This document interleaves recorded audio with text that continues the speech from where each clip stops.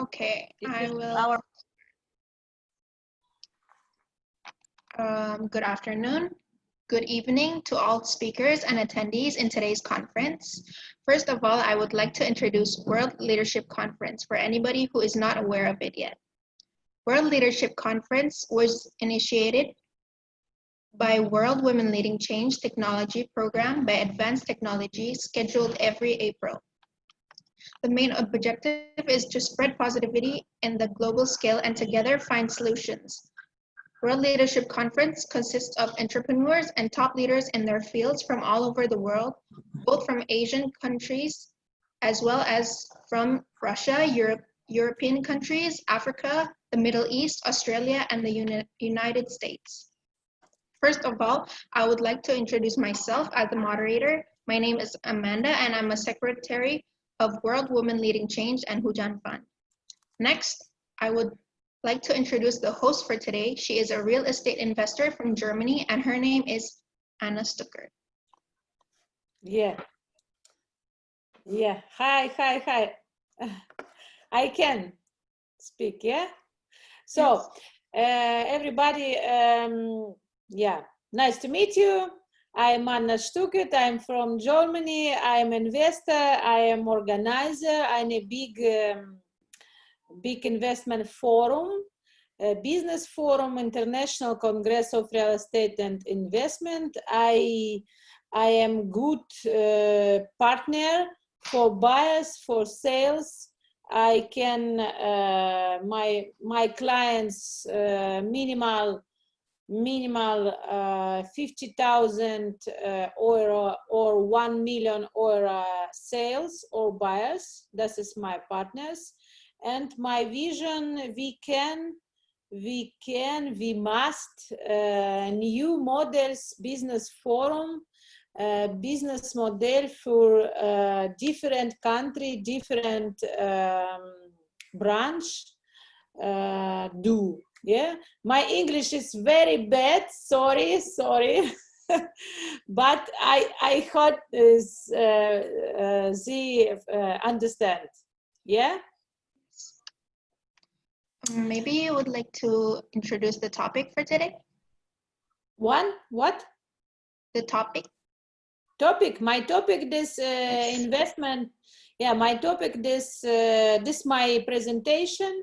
My topic is investment in Germany. I need sales. I need buyers. Different topic, different branch. Yeah, understand? And maybe we can together business partnership model. Yeah, do maybe you can my buyers or my sales or my clients. Yeah. Okay. Next, I would like to introduce Dr. Ayla as the founder of this conference. Dr. Ayla. Yeah.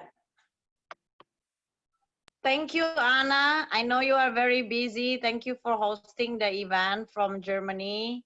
And I was the World Women Leading Change is actually the founder of World Leadership Forum. Today we reach about 40,000 people under the conference. We also have 6 centers.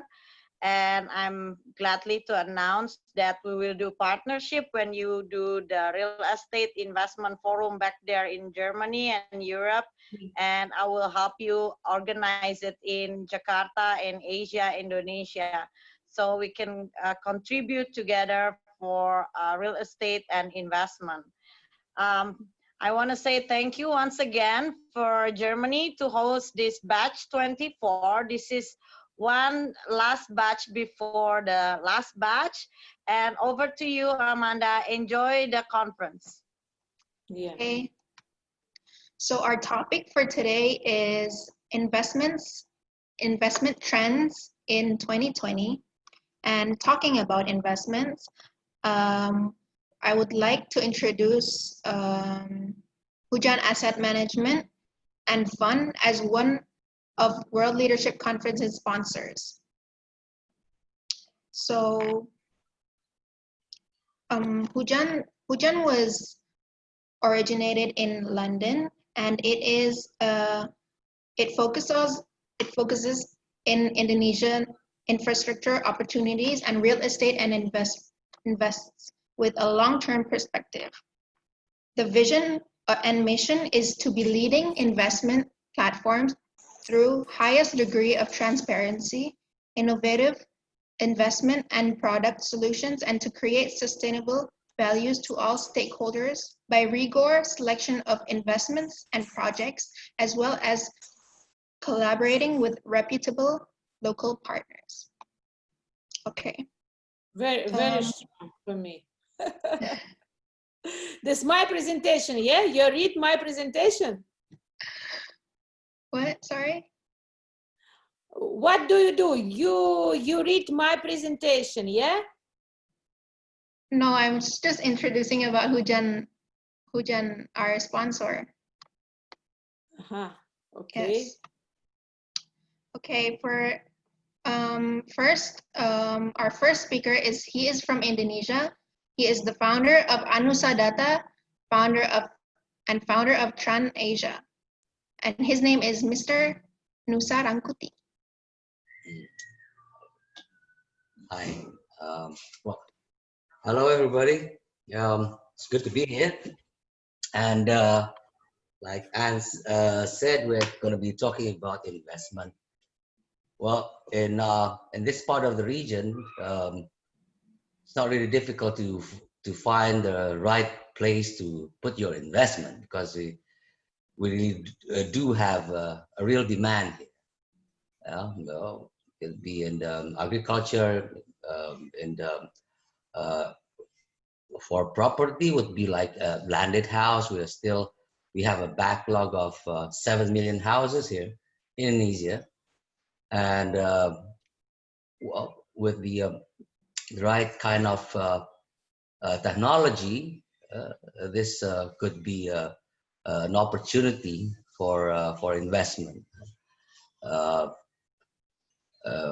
With regards to our own field, core activities, which is in the IT sector, the data center,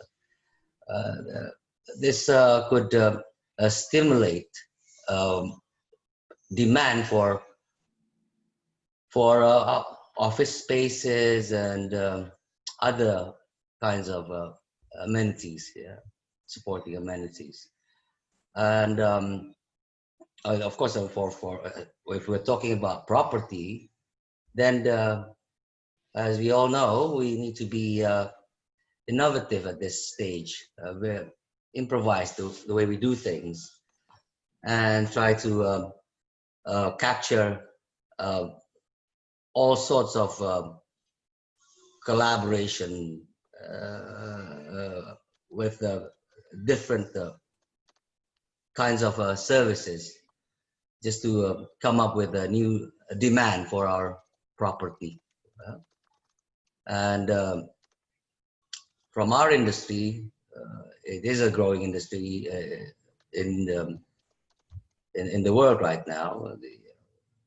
It's a substitute of the limitation of physical contact, and this distancing policy. Of course, people, we resort to the internet, as you know.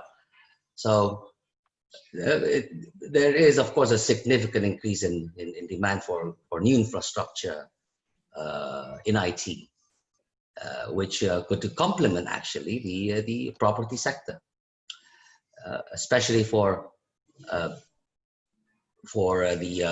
retail market, the co-location market. Those companies that have not migrated to cloud or a hybrid of system. So like I said, investment in the IT infrastructure is really increasing. Like in Indonesia, new investment for data center from multinational companies exceed $10 billion US. for a span of 3 years. Local investment in data center only reached 850 million to date. So, and the only barrier into this is, of course, capital. I mean, it's a capital intensive industry. But Hello. yes. Hello. Are we on? Hello. Hello. Yes. Yes. Somebody is calling. Hello. Yes, hello, Ambassador Alice. Okay. You can continue, sorry. Okay, so this is what I can share with our friends all over that. It's the same thing. I would say it's the same thing in India, especially when the real demand is still there. The market's not saturated yet, and this will stimulate, bring some sort of leverage to the property market, so to speak, yeah, for our specific sector, yeah, industry. But investment in general for developing countries is wide open. Like I think it's the same thing in India and the same thing you see here. I mean, like we still need investment infrastructure, and look at the trains, yeah, how crowded our trains are, and public transport. So there is no actually real issue as how where one should put his investment in developing countries. Totally different with Germany. It's you already have everything. The market is saturated. Really have to be very creative. The only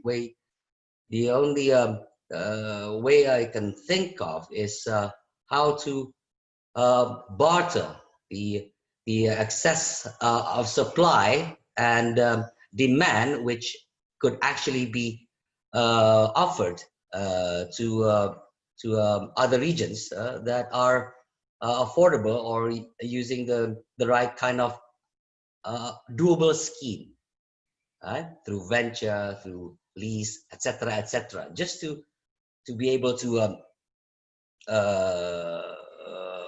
utilize the existing assets, yeah, as the existing property, idle properties.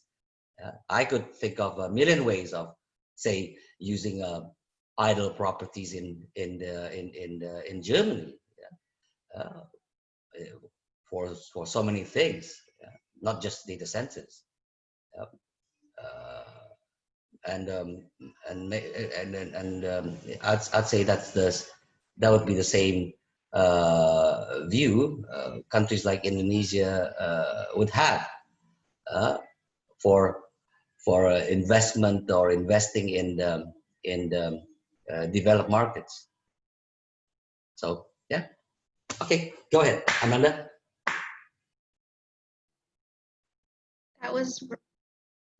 That was really nice, your speech. Thank you for that. Thank you for speaking today. I know you have a tight schedule also. Maybe to everyone who is speaking today and attending, you can leave your contacts on the group chat, and so if anybody would like to catch up, they obviously could. So the next speaker I have, she is a pageant coach, trainer, and producer of Riverline Concepts. Her name is Mrs. Kisaki Rona.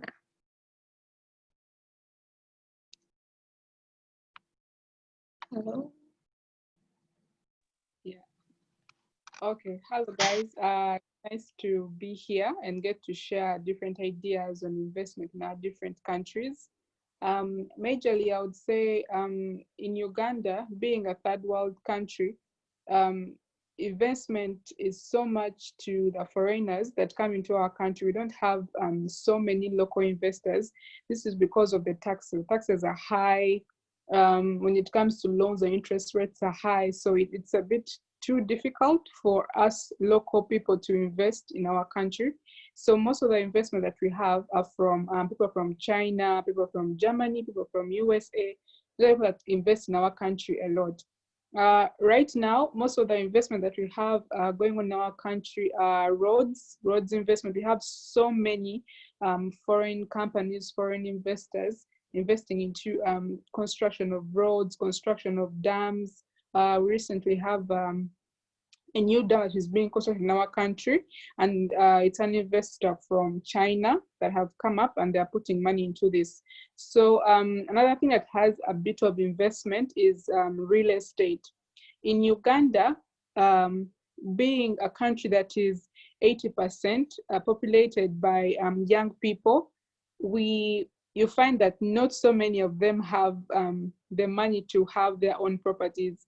So like 80% of people in Uganda are renting houses. So that's where most of the money that investors are seeking to put their money, because it will bring back the money, because most of us are renting houses. We don't have like our own houses. So those are like the two major investment opportunities that we have in Uganda. Another thing would be agriculture. Uganda being one of the food baskets of Africa, we have a lot of food. We have like good climate, like throughout the year. We have fertile soil. So we have a lot of investors coming into Uganda to invest into the different sectors of the agriculture sector. That could be coffee, sunflower. We have a bit of bananas. We have a bit of maize. So we have so many investors coming into Uganda to invest in these different sectors of the agriculture industry. But apart from that, we don't have so many Ugandan investors in our country. I think it's because of the taxes and the high interest rates that we are given on loans that make it impossible for us to invest into the different aspects in our country. So I think that is it. At the moment, because of the COVID, so many sectors have been affected. This is because most of the money that comes into our country comes from foreigners, comes from tourists, comes from different people coming into our country. So right now we are being affected a lot because people cannot travel, people can't go out, people can't come into the country. So it's becoming a bit difficult, and we see that people have lost their jobs. So many hotels have closed. So because there are no people coming into the country. So we hope that maybe when the country opens up and the borders are open and the airports are open, we can be able to get back to business and get back to work and bring in more money. But at the moment, people that are making money are those that have invested in real estate, because people still have to pay the rent. But other businesses are at a standstill because there is not so much money coming in, because we depend so much on people that come into our country and putting money into our country. So I think that's all I can share about that. Thank you so much, Mrs. Rona. I'm happy to hear about your country, and we hope that people will arrive to see how beautiful your country is after this COVID pandemic. Yeah.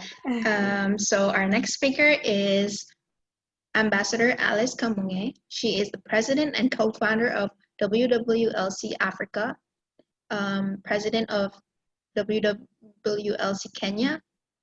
She is also ambassador for peace and water sanitation, managing director of Vera Beauty and Fashion College, director of Elmo Safaris Kenya, and director of Vera Eco Earth Warriors Kenya. Thank you very much, members, for having this opportunity to talk about investment opportunities. And it's a big privilege for us to network with the like-minded people in the world. My name is Ambassador Alice Kamunge from Kenya. If there's any organization which which has been so much affected by pandemic, is my business, because like Dr. Ayla keeps on saying every time that she closed so many of her businesses, but she thanks God that through this pandemic, she saw a silver lining with the COVID, because now she has more networks, she has more people, she has more friends than even the business she used to have. I will say the same, because I'm an entrepreneur. I started my businesses. I'm an educator. So for over 30 years, I concentrated so much on education. And my education was based on the in between the university education and secondary education, which is the vocational training or technical training, which is the backbone of the economy of any country, because that's where the workers are. We are not, that's where you find the workers, not the managers, not the trainees, but that's where the work system is and the workforce is. And that's why I fall. But what happened with this problem, it left us with no business, no school, no nothing. So which way do we go moving forward? We are telling ourselves that every challenge, as every cloud has a silver lining. And this is where now the whole world, now we have to start adapting to the new normal by looking at the investment opportunities there are in our countries, in the world. And the pandemic has brought us to know that we should not look at the only country where we are in Kenya, but I should look beyond the borders. And we thank God so much, because of this, now we are thinking of how do we do it. And in Kenya, there are many opportunities, like Uganda has said. There are so many investment opportunities, because even number one of opportunity is technology. Because now the way we are going where technology will be number one consumption. It will be consumed more than anything else in this world.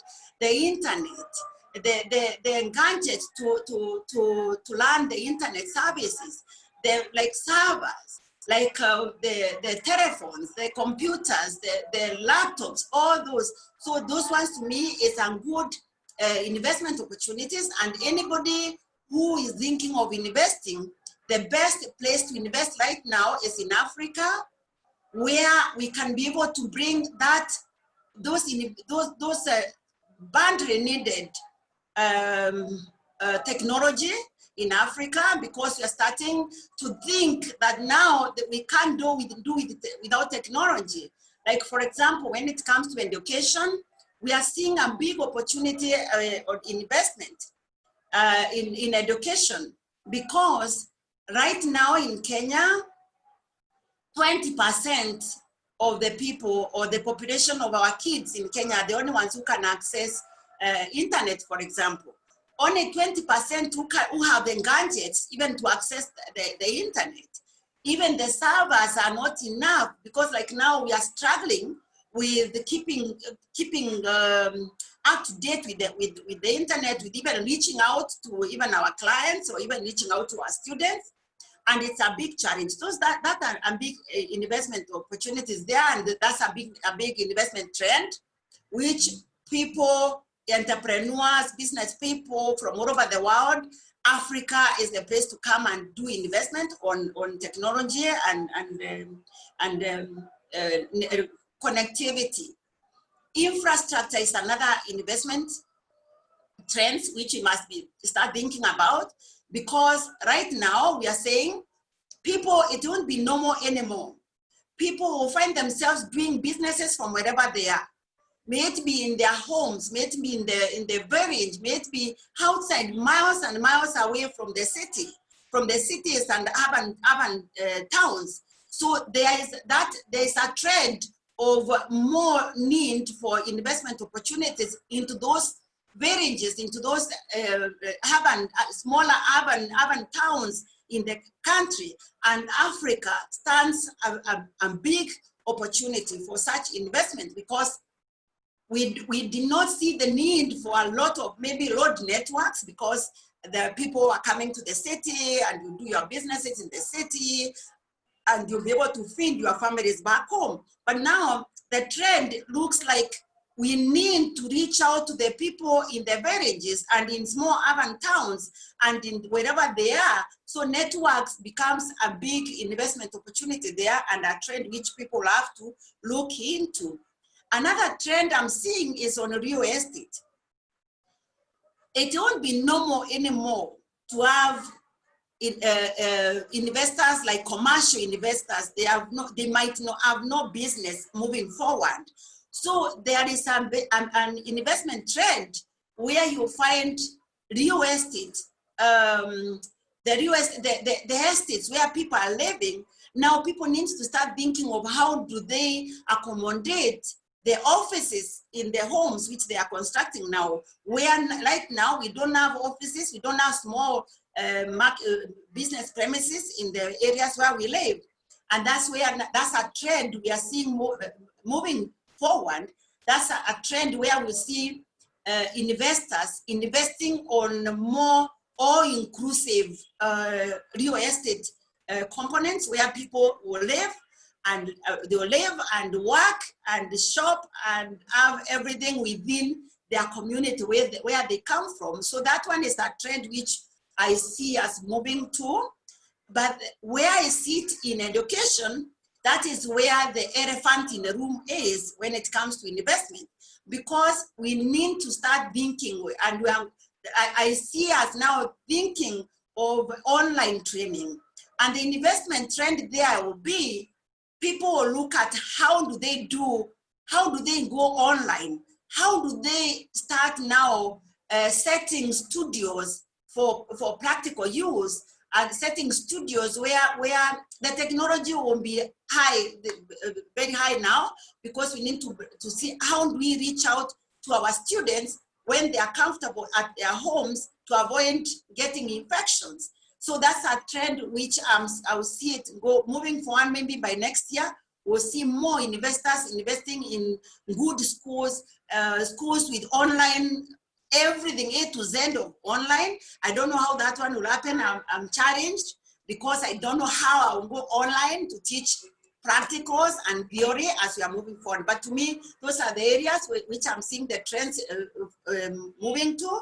And also on entertainment, we need to see, we'll be seeing a lot of more entertainment coming up in the investment trends of entertainers looking at how they are going to bring entertainment and satisfy the needs of the people who want to be entertained, but without having to go to a congested place where they meet. So that's also another investment I'm seeing, an investment trend which the investors will have to look into that. Otherwise, with that, I look forward to a better world. I look forward to a better set of investment opportunities and investment trends. So as business person, as an entrepreneur, I'm watching very keenly to see the trends, the investment will go, so that because we have to move with the trends. Thank you so much. Thank you so much, Ambassador Alice Kamunge, for the insights. The next speaker, she is from Sri Lanka. She is a senior manager of KPMG Colombo and director of business athletes. Her name is Miss Shiara Emerson. Thank you, Amanda. Firstly, I'd like to take this opportunity to thank Dr. Ayla for having me join this prestigious panel of speakers for the second time. I thought I'll address the topic in twofold. Investment trends 2020. It's not what we thought at the beginning of the year, right? COVID took us by storm. So let's look at investment trends with COVID and also potentially post-COVID. So with COVID, we've seen the healthcare sector, sanitization services boom, internet service providers such as Netflix, Spotify, and even TikTok. When people are, locked in at home, people are posting videos, and if you look at their share prices, it has skyrocketed. So those are companies, some of the international companies that have boomed during and amidst COVID. And also educational providers, like the previous speaker spoke about, because whilst COVID is taking over the world and the pandemic is becoming, living with the pandemic is becoming normal for us, people are losing their jobs. And to be able to secure a job post-COVID, they need to be upskilled. They need to have more skills. So they're looking to educate and upskill themselves. So that is an industry that I see that has potential to grow during and also after the pandemic. And another thing is, of course, with the whole world pretty much being on lockdown, a lot of companies saw that people couldn't come to their offices to do their work. And now you see a lot of companies, you know, we have spoken about AI for a long time, artificial intelligence doing this for us, doing that for us, but the implementation has been fairly slow for some time. And one area is AI implementation is catching up fairly fast during the pandemic. And the stock market didn't necessarily do well. So normally when a stock market doesn't do well, people tend to turn to treasury bonds and gold. But a new up and coming mega player is cryptocurrency. A lot of people are uncertain about treasury bonds because we don't know how the countries will perform. So people are putting their money into cryptocurrency. You have the Bitcoin being one of the major players, Ethereum, Litecoin, so on and so forth. So let's look at our world post-COVID. I will have to agree with pretty much all the speakers who came on before, who said that the emerging markets have a lot of potential because we don't necessarily have good roads. We don't have our train systems all up and running perfectly. So there's a huge amount of investment opportunity there. And if COVID or if the fear of lockdown sort of continues for an extended period of time, another area that we saw shot up during this period was packed food and packed drinks, because people were so scared of running out of things. They stocked up pasta, noodles, canned fish, anything that has a longer shelf life. You saw their demand for it go fairly up. And another point I want to bring on to this post-COVID, I think a lesson that we have learned is we've so far seen the benefit of globalization. And it is only now we're seeing how tough it is to depend on one country, and especially when China went on to lockdown, or that state went on to lockdown in China, supply chain crumbled. So there are a lot of countries who are now looking to either bring production back home or take production to other countries such as Indonesia. I know it has been campaigning with the US for some factories, and they have been quite successful. And I think Africa has a lot of opportunity there as well, because you all have land. Unlike Sri Lanka, we have limited land. But another potential investment trend post-COVID would be the online retail space, because something that we noticed in Sri Lanka is, although people didn't necessarily buy things online, like their their supermarket goods, their groceries, their clothes, people like to still go touch and feel. But COVID sort of pushed everyone to learn to buy online. I mean, we had our grandparents even ordering their bread and butter through WhatsApp. So online retail is a space that has opportunity to grow. Real estate, as the speaker previously mentioned, will be an area booming, especially in the emerging market. And I think it was Nusa who mentioned office space or co-working space has a potential to grow, because I don't think companies will necessarily want to take responsibility of renting an entire section for their company, or renting an entire building for their company, because any moment, if we faced another lockdown, you're paying rent in vain. So you rather pay per desk and enjoy the facilities that the co-working space offers. So that is another area that I thought has potential to grow.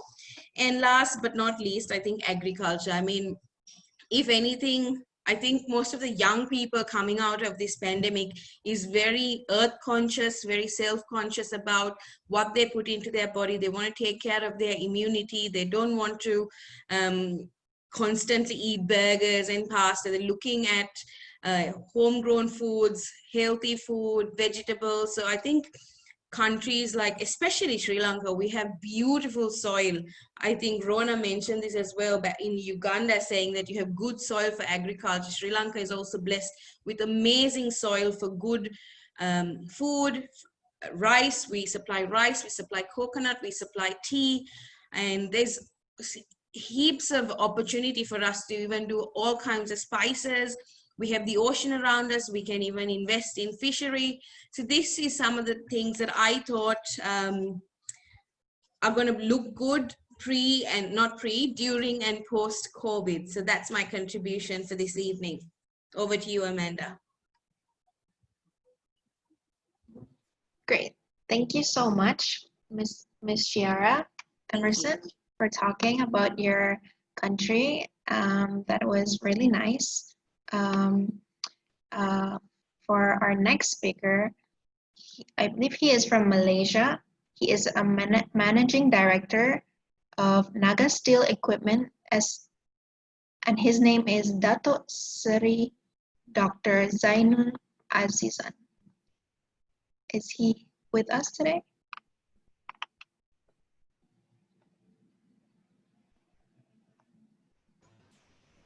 Hi. Hello. Can you hear me? Yes, we can. Yes. Thank you for Tyler for inviting me. Well, I feel that what I'm going to say has been said by all the other members. It's a very good feeling and also statement that investment 2020 would be a different focus that we have to look into. I'm looking more into healthcare because healthcare is something that it is not economic based, what they call it. It doesn't die. Even if it's a poor recession, you still need medical care. That is something that I think for another 5 or 6 years, the focus will be more on healthcare and also medical supplies. Those are the areas, like in Malaysia, 4 glove companies make about 1 to 2 billion in about 3 months. So they're all instant billionaire in just within 3 months. As far as talking about Rona, right? Miss Rona? Can you hear me? Hello? Can you hear me? Hello? Yeah, can you hear me? Yes. Okay. I've been to Uganda for many years actually. In fact, I was responsible in setting up your new city. Your president had given us 1,000 acres to develop the new city actually, the Uganda smart city between Kampala and Entebbe. So that's a good, that's again an opportunity for those local that wants to do a lot of, you're talking about earthwork, clearing, building, construction, small scales, and also the big business people. That is good for Uganda development. For Sri Lanka also, I would say that it is a very good investment if you're looking into food chain supply, especially in agriculture, as what Shira mentioned before. These are the few areas talking about investment in health, agriculture, and also food packaging. And delivery, I would say delivery services, because the last few months during the COVID cases, a lot of people have turned into delivery, like Uber Eats, even the Foodpanda. These are the services that that's grown out of proportion, and they have almost the growth rate will be around more than 50 to 200 times the actual value. So this is where, if you want to jump into the wagon right now, I think like some areas we have to be very, very careful, because during the now going to be a post-COVID period, especially like people thought about buying gloves or even masks into Malaysia before, say 2 months before, I would say that the price of masks has gone up to about $2. I mean, ringgit from Malaysia. But suddenly, right now, it's dropped down to about 30 cents. So this is where we have to be careful in our investment. So we have to look very carefully into those medical supplies. But for hospitals, for medical care, I think that should be the focus for the 2020 and beyond, because medical tourism is something that we have to look into. Real estate, right now in Malaysia, I think there's a glut in real estate. So many buildings over that has been left abandoned. And we have also, like the one in Johor, there are about 700,000 homes to be built by China. And they only built about 700 now, 700 homes that has been sold. So I would say that it would be a problem for the Chinese investor. But for hospitals, people are crowding hospitals with medical care. And also food, supermarket, vegetables, and also health-related supplies. For example, like the virgin coconut oil, olive oil, and those are the supplements, food supplements, which is again good investment for those who are interested in this area. I would say that is what I can contribute to. Thank you. Thank you so much, Ms. Dr. Zainul. The audio was a bit off, but that was fine. Thank you so much for agreeing to speak tonight.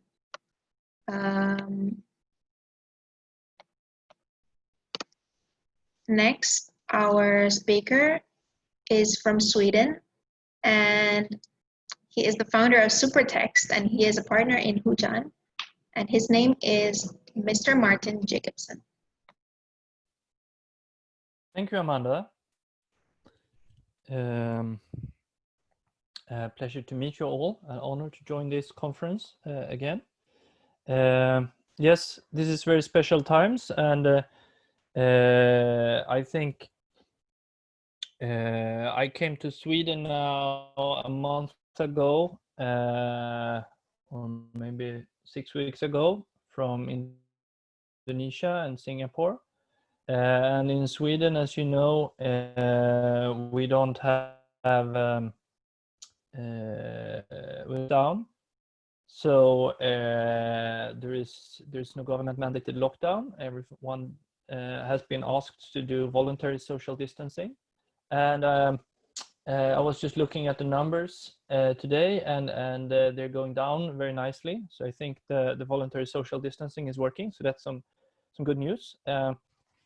But it's of course challenging. My business is communication, and my main business is as a founder and CEO of Supertext, which is like WhatsApp and Twitter maybe, but it works without the internet.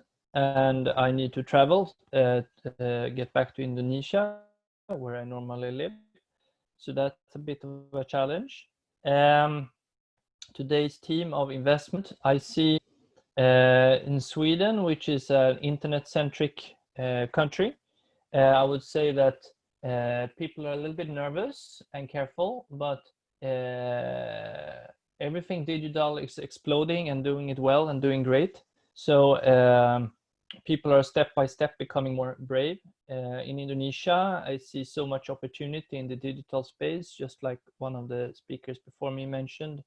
I think it was in Africa. So I think there's a lot of opportunity for me with Supertext. We have all over the world, people are getting in touch, asking to work with us because providing communications becomes even more important today. So yeah, like someone said, a crisis is also a source of opportunity, a time of change. So I think it's very important we have a positive and creative mind, and we will find opportunity also in crisis. That's for me to provide communication. It's always important, but now I see it's even more important, especially communities without internet. So I've for the digitization of communities of society all over the world, achieving in 6 months what we would have done in 5 or 10 years without this crisis. Of course, the business it's a big human tragedy with the coronavirus, but it's also a big business opportunity in the digital industry. So listening to speakers in this conference, we have learned how people in Vietnam, in China, in Italy, everywhere are quickly digitizing their business, and those that are able to do it, adapting their business model, can quickly become successful. And that's where I think the investment opportunities are in the coming 6 months at least. Yeah, for me, it's more business opportunity than usual, I would say. So it's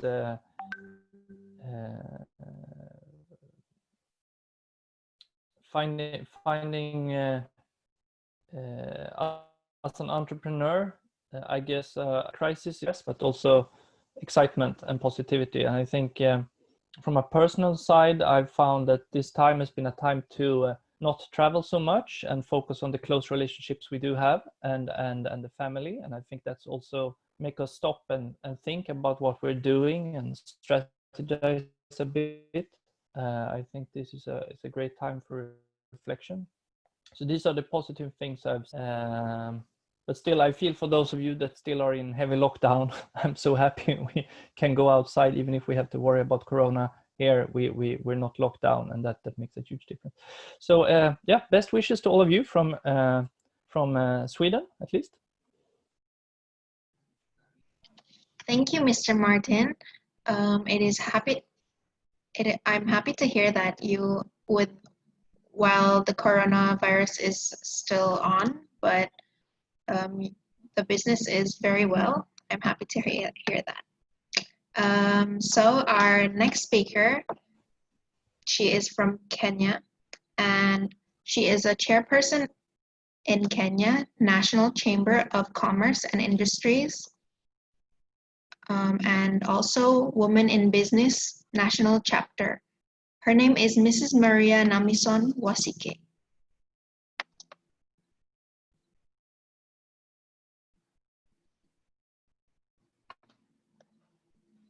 Ms. Maria, are you here?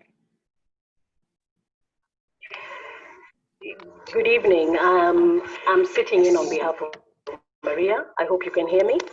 Okay. My name is Abranis Mayenga. I sit in the membership department, the Kenya National Chamber of Commerce and Industry, but I also act as the liaison person for women in business, which means I'm very well conversant with what is happening at Women in Business. It is one of the committees within the chamber, and the main role of the Women in Business is to be the voice of women and push the women's agenda. And first, I just want to thank you on behalf of Maria for allowing us to participate in this webinar. We're very honored. I also want to just pass greetings from the 254 Kenya, the land of M-Pesa, just so that we send out our solidarity to everybody, because this is obviously a global pandemic and everybody is in it. And so what we're doing as the chamber is we're just trying to help our businesses to either adapt or adjust to the new norm. And some of the sectors that we're looking at and seeing as winners are sectors where there's definitely a demand in either service, and one of these would be the e-commerce platforms.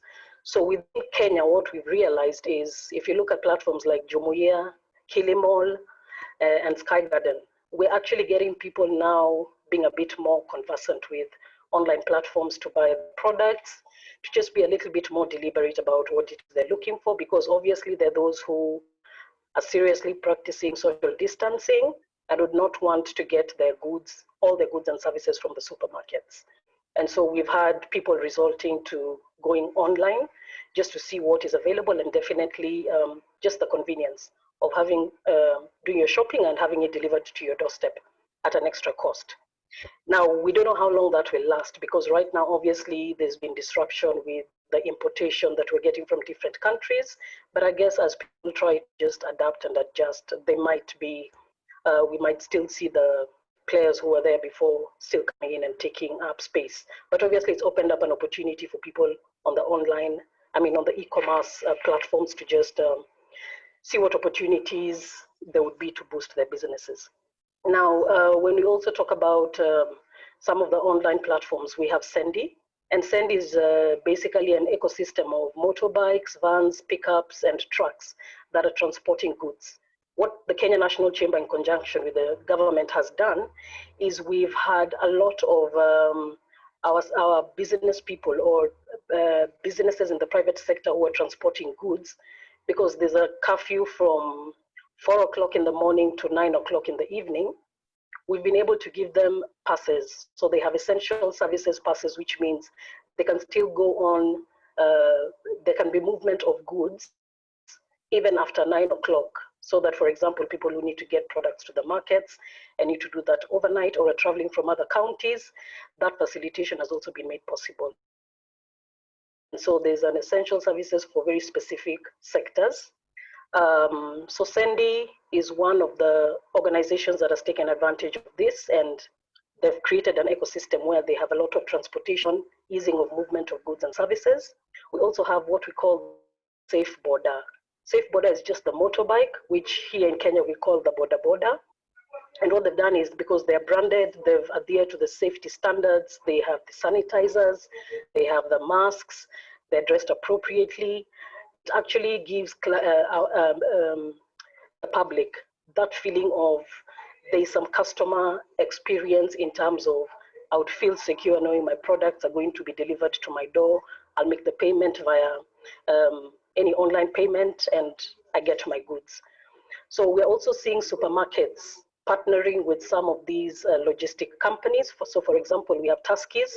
Supermarket has partnered with Sendi. Carrefour has partnered with Jumuia, which means you can now buy your goods from Carrefour through Jumuia. And Naivas has partnered with Glovo.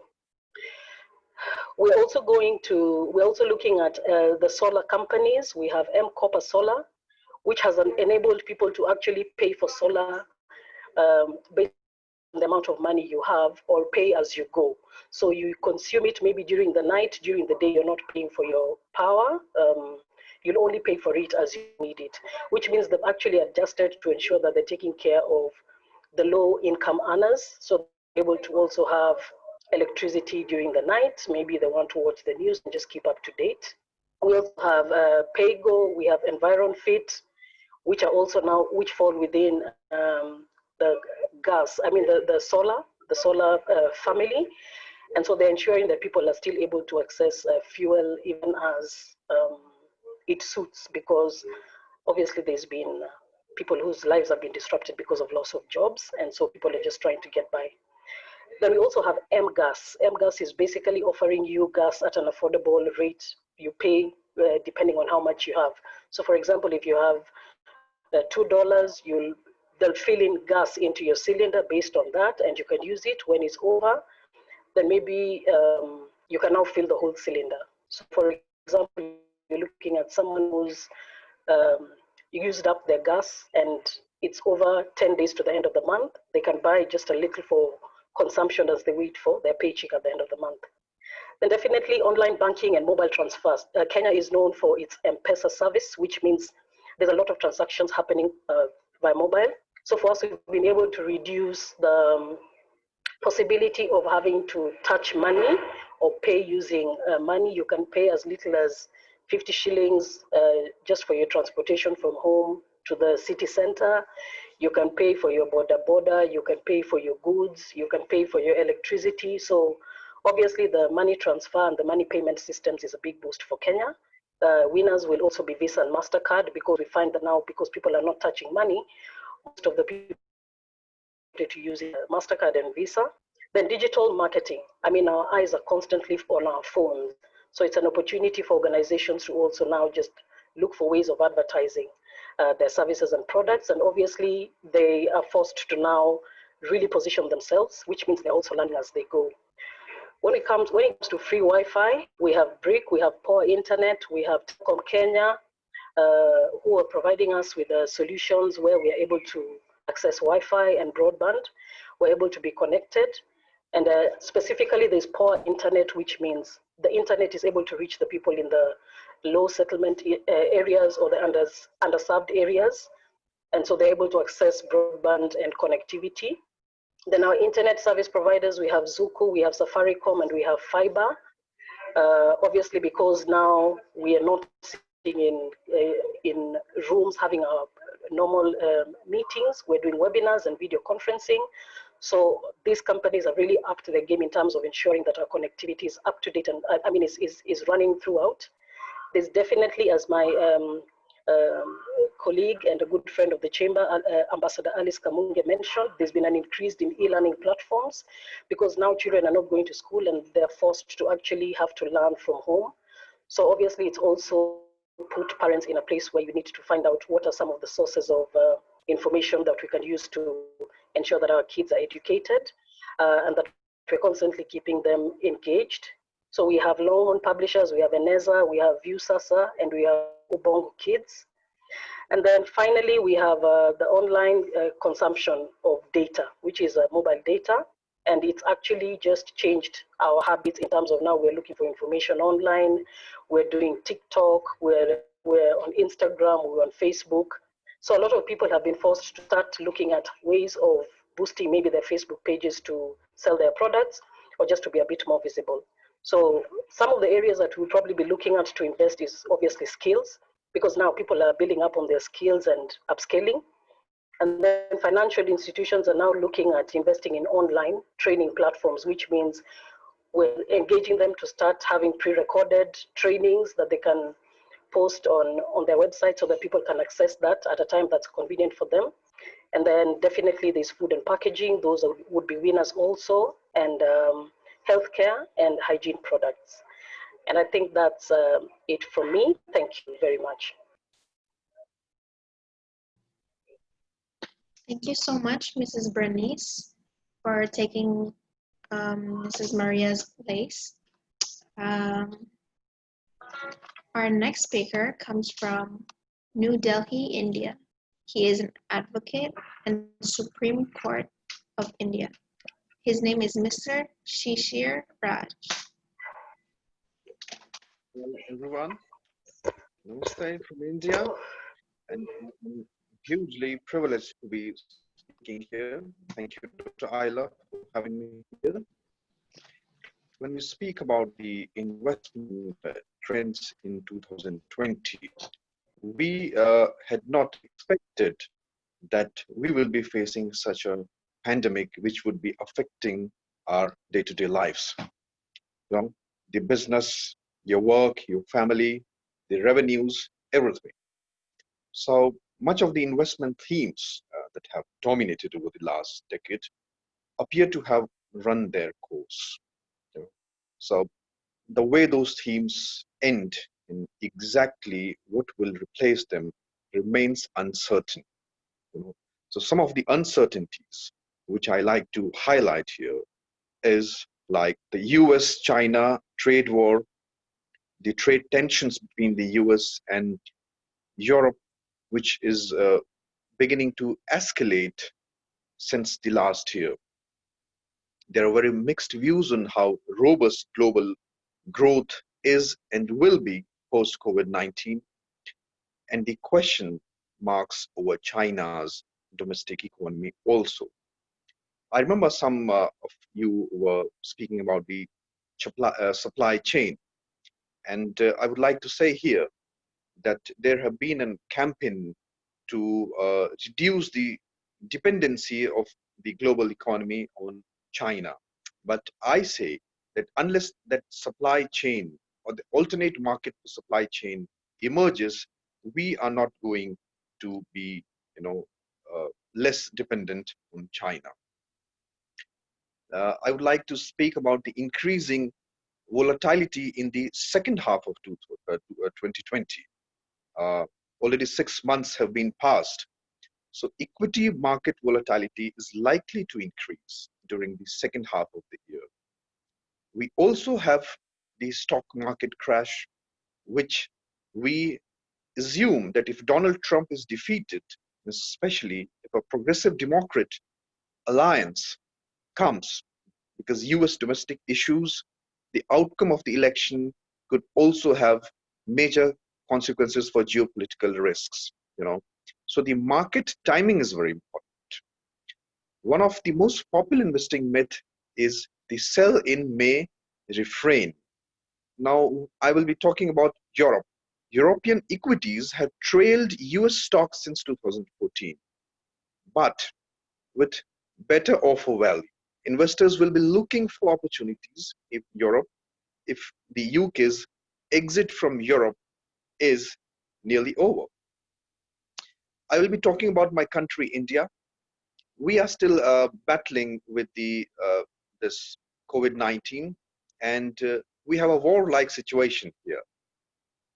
We are under complete lockdown here. Businesses are slow, schools are closed, colleges are closed, industries are closed. We have a labor shortage here because as the speakers must be aware about the migrant laborers crisis in India, the long epic walk which they undertook from one of the states to another, and the spread of the COVID-19 in the country were because of these migrant laborers in the second half. So we have a labor shortage also. Production has gone down, our exports have gone down, and the central government have reduced their budgets, the allocation of the different budgetary schemes and money to the different ministries till March 30th, 2021. Now, the emerging markets were hit hard during 2018 and only recovered some ground during 2019. Investors will be looking for signs that emerging markets may catch up with developed markets. This is unlikely to happen, until the coronavirus is contained and the US-China trade war is resolved. If a Democrat wins the US presidential election, then more friendly trading regime may help emerging markets. The Republicans, they are more conservative when it comes to doing business. And Trump used to say that, America first. Now, this coronavirus outbreak in Asia and elsewhere has already had a considerable effect on the global economy. The IMF has downgraded its forecast for global growth in 2020. And India is no different from the other countries. Events around the world are being cancelled and supply chains constrained. Now, we will be talking about the 5G network and artificial intelligence and hedge funds, equity markets, portfolio hedging, rollout of 5G networks.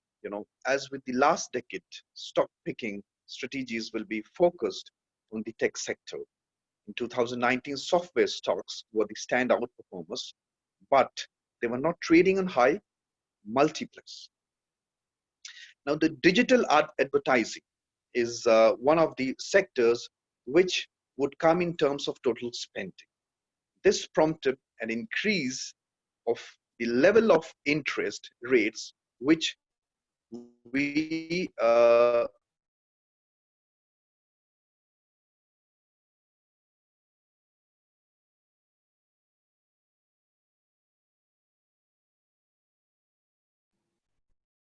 Hello, Mr. Raj?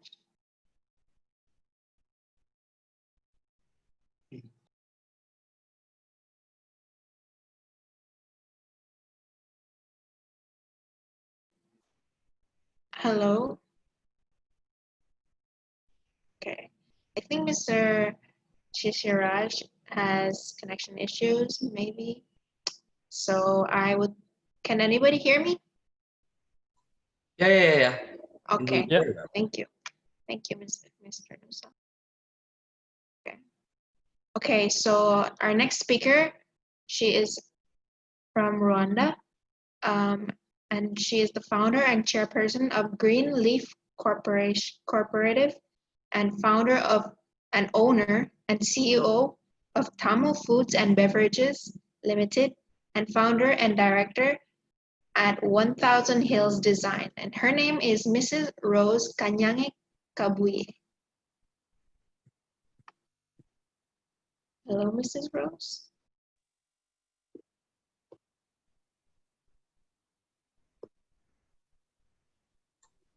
Unmute her mic. Yes. Can you hear me? Hello.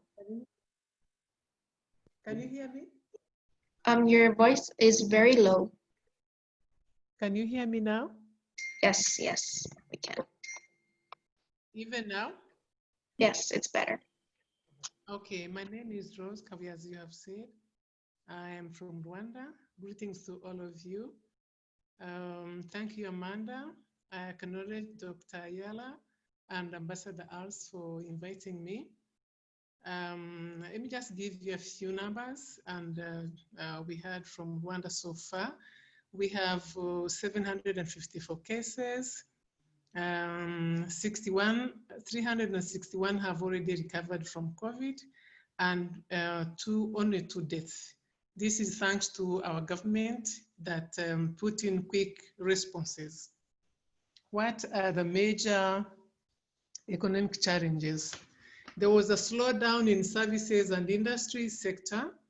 The demand for loans went down about 10% in the first quarter. Non-essential economic activities were affected.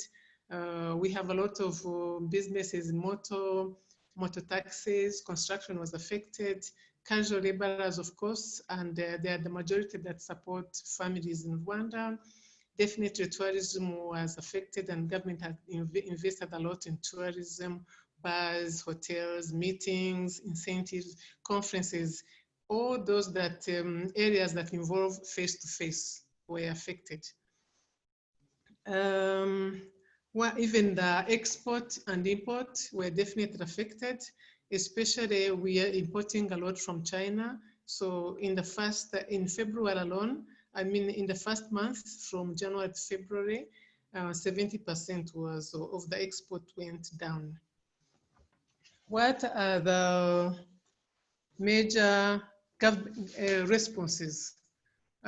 Because of low economic activity and lockdown that affected everybody, but mainly the workers and the vulnerable people were affected. And the government had to provide food relief to at least 30,000 households that were hit. There was also, the government put zero charges, especially money transfers, mobile transfers, so that people can be able to get used to not touching money, not going to the banks. So those are some of them. Can you hear me? Can you hear me? Yes, yes. Okay. The government introduced an extended loan of about 50 billion to support SMEs.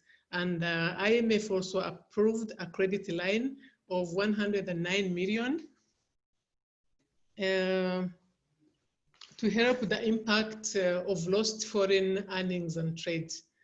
So those are some of the government incentives that were approved. There was also, and still is, a 200 million money that fund that is going to support the SMEs, especially during the recovery. Yeah. So what are the key areas of investment? I can say that most of the East African area, I think they've already talked about it. Infrastructure is a major area of investment because the roads are going to be there, construction, all those real estate also. And then of course, people who are doing mining, they can still do a lot of mining, and because cargo transport is still allowed. Agriculture, because people are going to eat. So agriculture is still a big an investment area for investors, local investors, or even foreign investors. We are seeing that farmers, although they were affected, but during the lockdown, they were not prevented from farming. So that one also, and it has gone up. IT is another big industry. There's definitely IT in Rwanda, but because of lockdown, many young people came in, and they had lots of initiatives. Home deliveries became a big business. Online shopping became a big business. And this one is going to continue and go on even during the next month. Although air transport was affected, but cargo transport was not affected. So in fact, in Rwanda, when the government closed the air transport, they immediately increased the cargo transport to take produce and bring imports that are very necessary to Rwanda, especially coming from China, Dubai, and elsewhere. So all these are some of the areas that are good to invest. And for people who are in mining, it's good now to invest in gold and silver, because these ones are going to keep rising, especially during this time where people are scared of putting their money in banks. Farmland is important. I talked about agriculture, but most people who were not even in agriculture are increasingly buying farmland so that they can cultivate, especially for export. Soybeans is a big deal. Corn is a big deal. Consumption has gone up, and for export. Rentals, big real estate offices. As we know, during the COVID, people are not working from offices, they're working in their homes. These have gone a little down, but small rentals are now on demand. So this is a big area for investing in, whether you are Rwandan or whether you are a foreigner. These are small rooms or small offices which are affordable, especially during this time where people don't have a lot of money. Money transport, I think my sister from Kenya has just talked about money transfers, mobile banking. All these are going up and they are on demand. Our homegrown industries, because we are no longer importing a lot, so people are putting up cottage industries for drinks, either soft drinks or liquors, and these are moving forward. Made in Rwanda, this is a policy that Rwanda government is increasingly supporting because of discouraging second-hand clothes. So there is a big demand on textile industries. The moment we have only one textile industry and it's not doing good. So this is an area where I can encourage people to really come and invest in Rwanda and the supply of textiles, which goes with the garments industry that is being demanded. Every year, Now Rwanda needs about 60 million garments that are needed.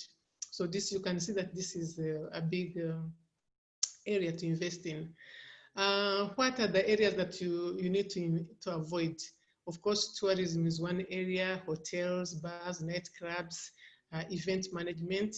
All these have been big in Rwanda. Another area I already said is the real estate, big real estate. The rentals are not, big rentals are not on demand. Air transport, definitely, because as you can see, most of the countries have closed the air transport. So as I can say that those are some of the areas that Rwanda government, or even as investors ourselves, would encourage people to come and invest in, and these are some of the areas we're going to invest in coming forward. Thank you very much for your time, and I'll send my contact, so people who are interested in investing in Rwanda can find a way to contact me. Thank you very much.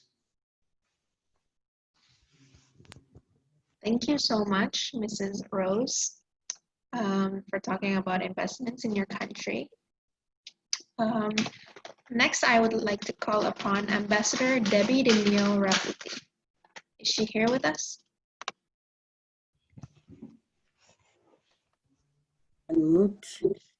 Yebo, and how are you? Good afternoon. How are you? I'm Debbie Raputi. I'm from South Africa. I'm the founder of Mangwana Global. Hello? Can you hear me? Hello? Yes, we could hear you. Yes. I'm Debbie Demio Raputi from South Africa. There is a lot of investment that you can be able to get here in South Africa. I'm also, looking at a lot of opportunities that you can be able to get here in South Africa with the social compact, like the schools, investing in schools, also investing in healthcare department, and also on small, medium enterprises. And here also in South Africa, in relation to infrastructure, I think the infrastructure is going to be the most driver of economy here in South Africa, as I have also spoken about the social infrastructure like health and education. Most importantly, we are having a big youth bulk, and that youth bulk that is ranging from 18 to 35 years, and some of them, they are in the middle class, and they are looking for early childhood development. And this early childhood development, it should be a very kind of holistic early childhood development center. So if any person who wants to come and invest can also look at that angle on a holistic, comprehensive early childhood development. And we are also looking at the low-cost housing. It's a very, very, very, another angle where people can come and invest here in South Africa, and on roads, on roads, on water and sanitation, because those structures, they need proper kind of infrastructure to be in place. And we are also looking at, where there is some development, we need shops, we need really retail centers, whereby people, when they open up a new kind of development, we must have that kind of retail centers. So if any person who also wants to come and invest, retail centers are very important. The other angle is also on food, because we can see that there is an alarming rate of increase of population. We must also sell quality, healthy food in order to make our citizens very healthy. You know, let's have a proper package of quality, healthy food. And also, you know, 2 weeks ago, we were talking about alternative medicine. We must sell, you know, health as a package. Well, the wellness center, it's very prime here in South Africa. The issue of connectivity. We are speaking about the fourth industrial revolution. Let's revolutionize the information and technology center. The ICT sector is very prime, especially, I don't know whether we are developed or,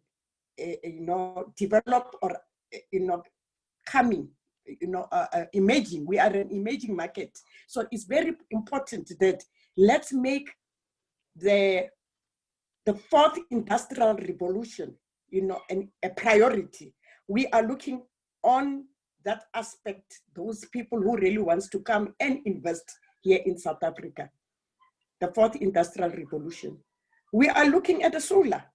South Africa is a sunny country. The solar system, whereby we can be able to use an alternate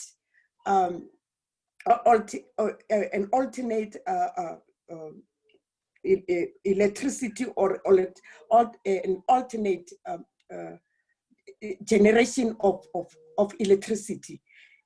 Solar system, we really need people really to come and assist us because electricity is it's expensive here in South Africa. It's extremely expensive. You really want to come and invest? We've got our President of Infrastructure, President Rebecca Murudi, who can also talk to you bilateral, but there are plenty of opportunities. Our President Cyril Ramaphosa will be talking about on the issue of infrastructure. We will also send you some link so that you can be able to listen and even to look at ways of partnering with us in order that we can be able to attain the revolution on the economy that we need here in South Africa. We are also having the Africa Free Continental Trade Agreement. So we are in your liberty, we are in your hands.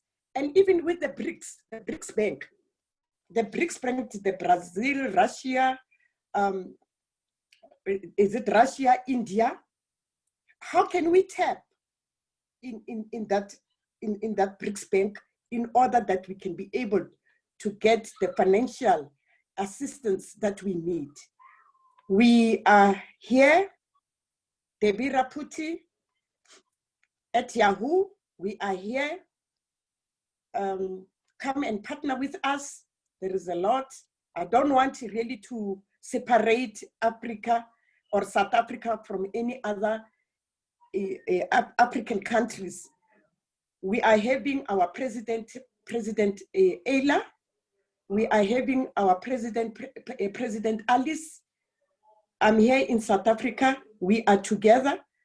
We can be able to make a formidable and a very powerful tool so that we can be able to see the change that we need, especially in the economic aspect in Africa. Come, we are ready. If ever there are bureaucracy, we can be able to deal with those bureaucracies, but we are ready. We are ready as yesterday. Come and invest in Africa across. You come, you don't go to an individual. You come, our door, it is Professor Ayla. Our door first, because she is the one who made it possible that we can be able to meet with you. Our door is Professor Ayla. Our door is Ambassador Alice. Our door is other president around the continent of Africa. We are ready. World Women Leading Change. Lot of investment. We want quality. We want businesses that are going to impact positively. Not plaza shops, but we want very, very powerful business. We mean business here. We don't mean, temporary structures. We want to leave a legacy. I thank you.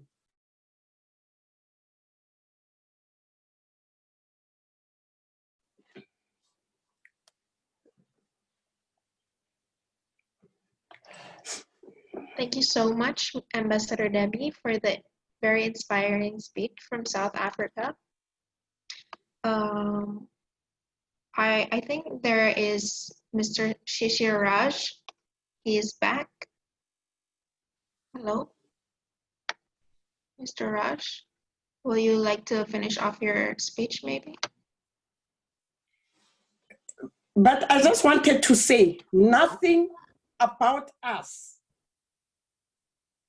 Nothing about us without us, especially women. That is one thing that I wanted to request. That is why things are not, and there's no systems in place. But now we are having a system. We are having a system that is Professor Ayla. We are having a system that is Ambassador Alice. We are having a system that is Debbie Dineo Raput.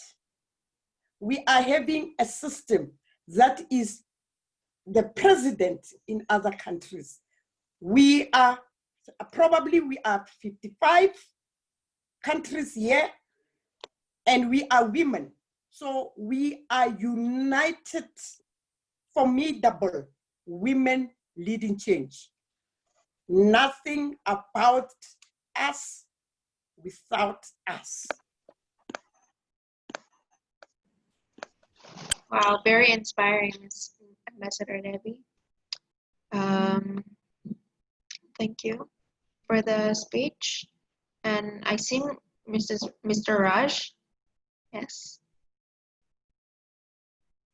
Would you like to speak again, Mr. Raj? Finish up your speech. Well, thank you very much, Amanda. I am almost finished, so let the other speakers speak. That is our last speaker, actually. So if you would like to speak again. No? Well.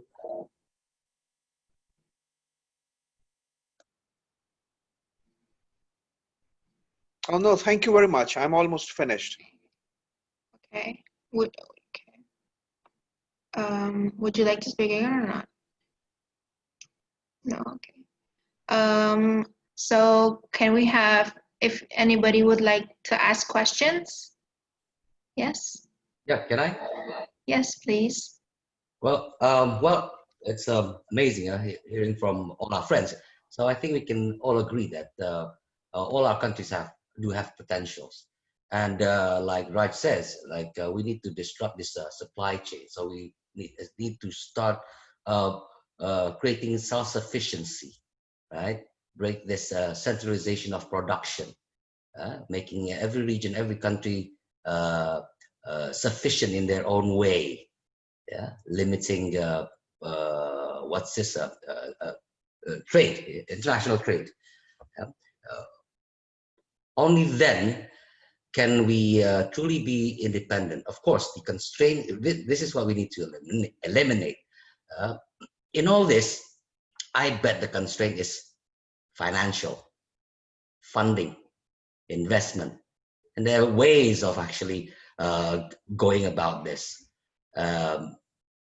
Through crowdfunding, through relaxation of what's this monetary policy within the country. So it's about time we take side on the locals, right? Take side on the locals, and so they can take advantage of the resources they have. So this is what has been denied, right, from all our countries actually. Yeah, and we start to have to go to our own government and say, hey, you better start trusting us. Stop putting your funds in instruments which will just create bubbles. It's a matter of whether we're talking about economic sustainability or profit or money or wealth. Two different things.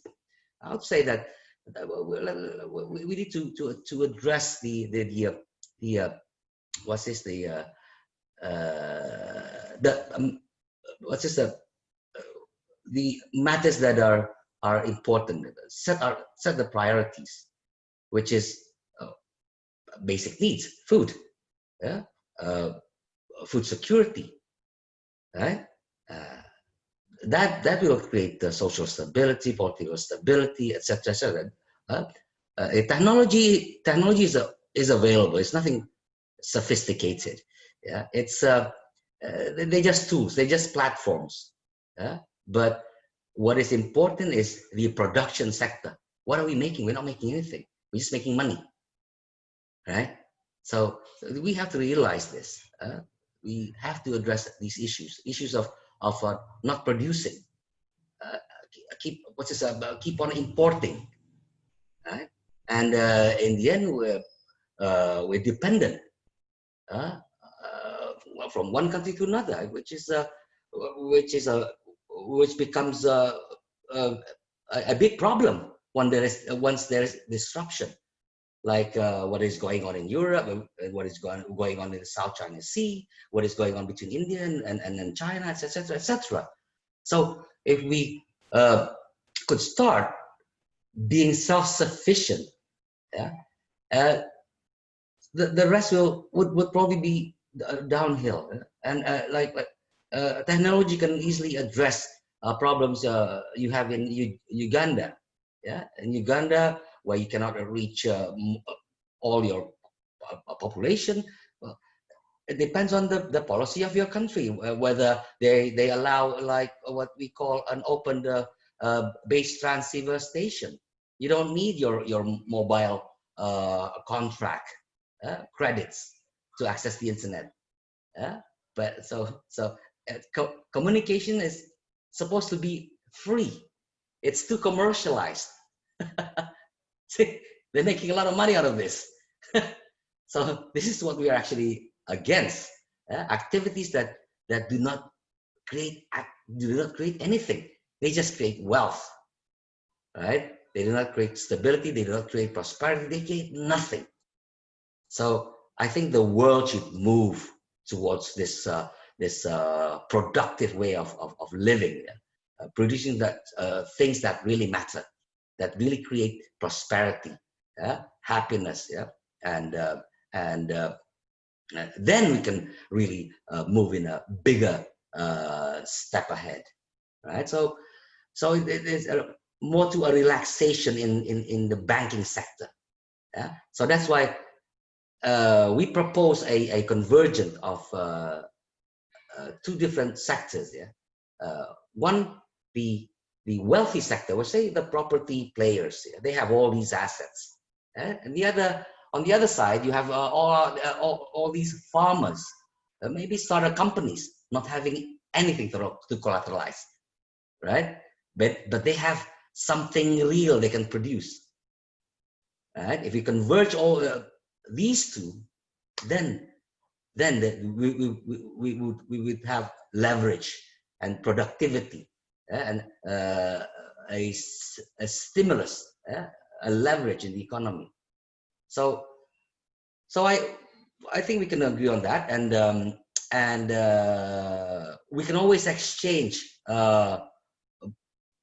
technology, resources, network, and of course, no country has everything, and we can trade in this. We can exchange to everybody's advantage in a positive way, in a non-exploitative way.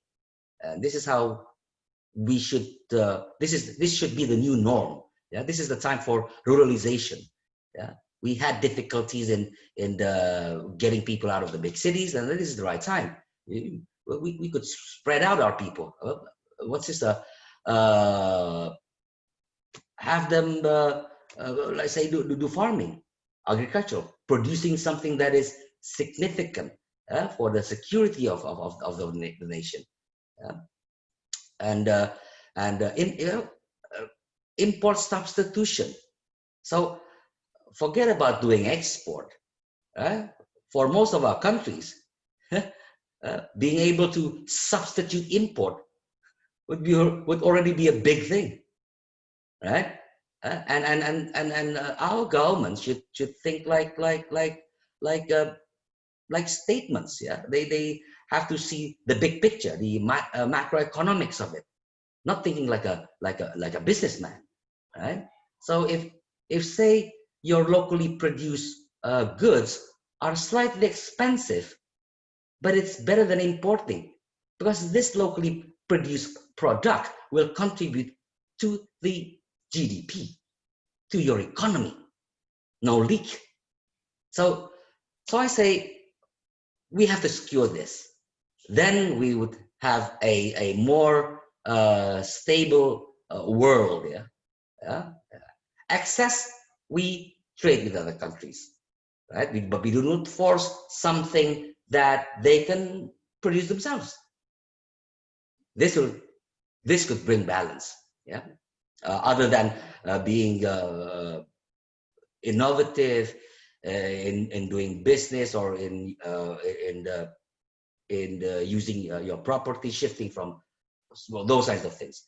But I say we have to address this issue first about self-sustainability, food security, and start to break this continuous exploitation of technology for insane gain, not producing anything. Okay, that's from me. Thank you. Thank you very much, Manda. Thank you very much, Mr. Nusa. Yes. So I would like to, our speakers are already finished with their speech, and I would like to call upon the attendees. Maybe Mrs. Rebecca Morudu can speak, as she has raised her hand. Okay, thank you, Amanda. Let me switch. Okay, can you hear me now? Yes, that's better. Okay, yeah, because I had a challenge with the audio. Maybe you can mute the other one. Yeah, because I was using double phones. Yeah, mute another one.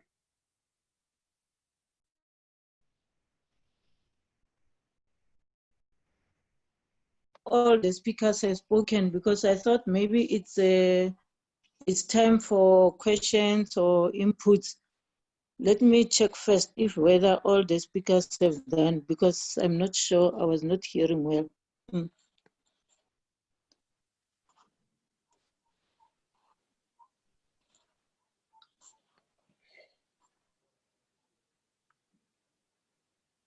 Yeah, all the speakers have spoken, Rips. Oh, no, thanks. Yeah, I just want to share some of the, for those that I had them presenting, to say this topic for today, investment trends in 2020, it's one of the topics that goes along with what I'm tasked to do, what is the infrastructure development. I was listening to, I think the one that I managed to listen, it's Let me just check here. From Shera. Yeah, I managed to hear Shera's presentation, which I think from what she have said concerning the post-COVID investment opportunities, I felt that within the infrastructure side, the issue of the agriculture, when it comes to manufacturing, agricultural side, it will be the one that will assist, because currently in South Africa, we have the symposium tomorrow from our presidency's office.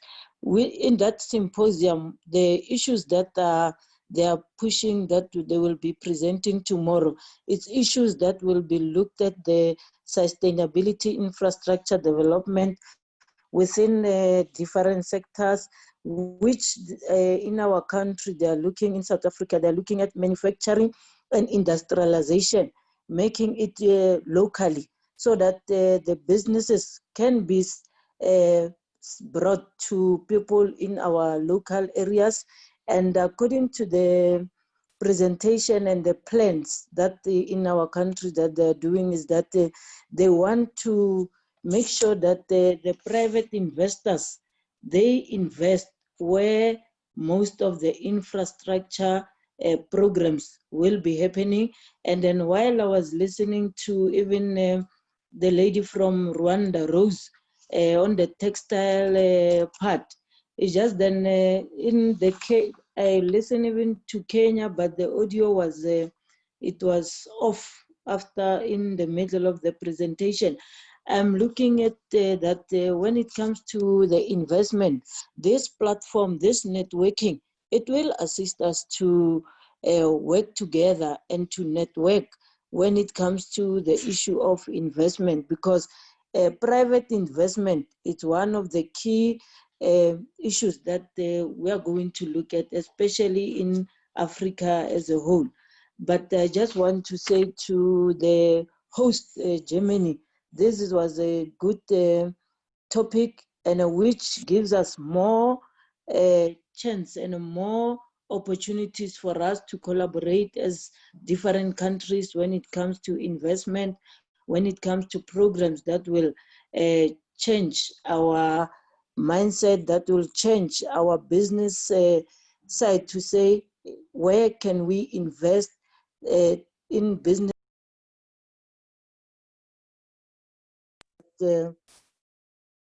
Any crisis like the one that is here, which is COVID-19, which some of the businesses, they can see that they are the ones that are suffering.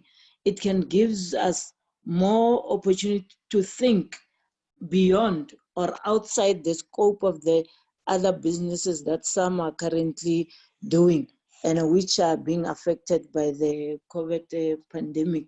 So I just wanted to say this was a good topic, and I'm very pleased for all the speakers that I managed to listen. The presentation that you have done, it gives me more a chance to have a broader scope on what other programs can we do for our network to grow more and more, because it's a network that we are doing globally and in our continent as Africa. I thank you, Amanda. Can I, Amanda? Yes. Yeah. So just like super tax, we can bring super tax to all our countries, right?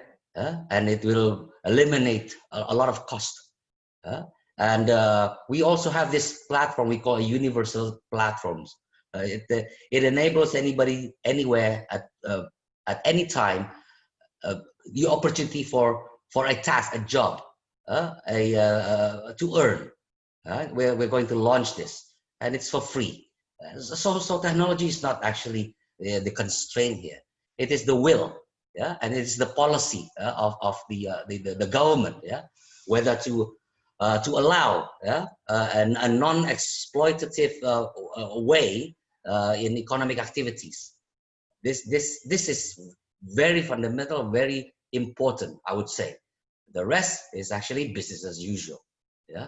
And we really have to find ways in how to engineer investment funding through crowdfunding, not just to the from conventional banking.